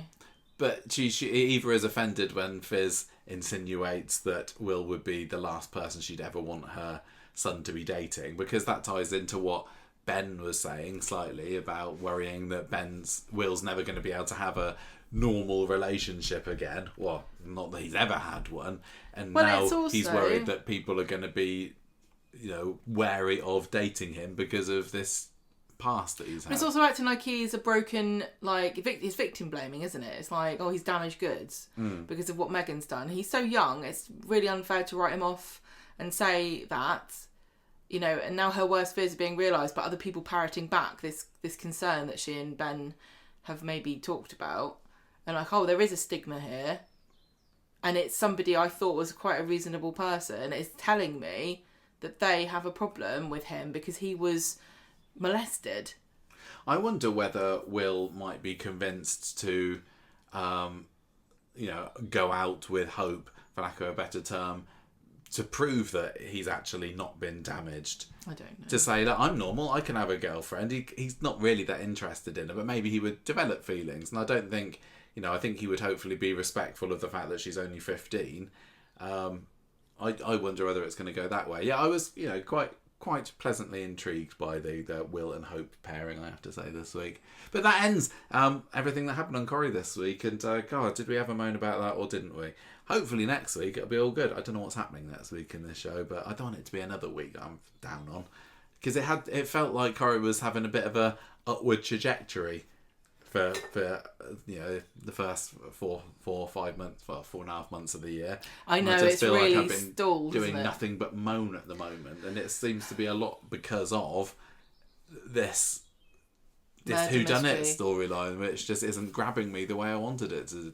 That I'd hoped it would. With that said, Michael, what are you going to score it this week? Is it going to be 2.5? I'm really thinking it will be. I gave it 3.5 last week. Yeah, I gave it 3 last week. Was it worse than last week? You gave it 2 bobbins. Hmm? Didn't you? Give I it 2 did. bobbins? I thought there was. That Daniel going off on one was good for entertainment. I'm gonna give this week 3 talking umbrellas because it annoyed you. No.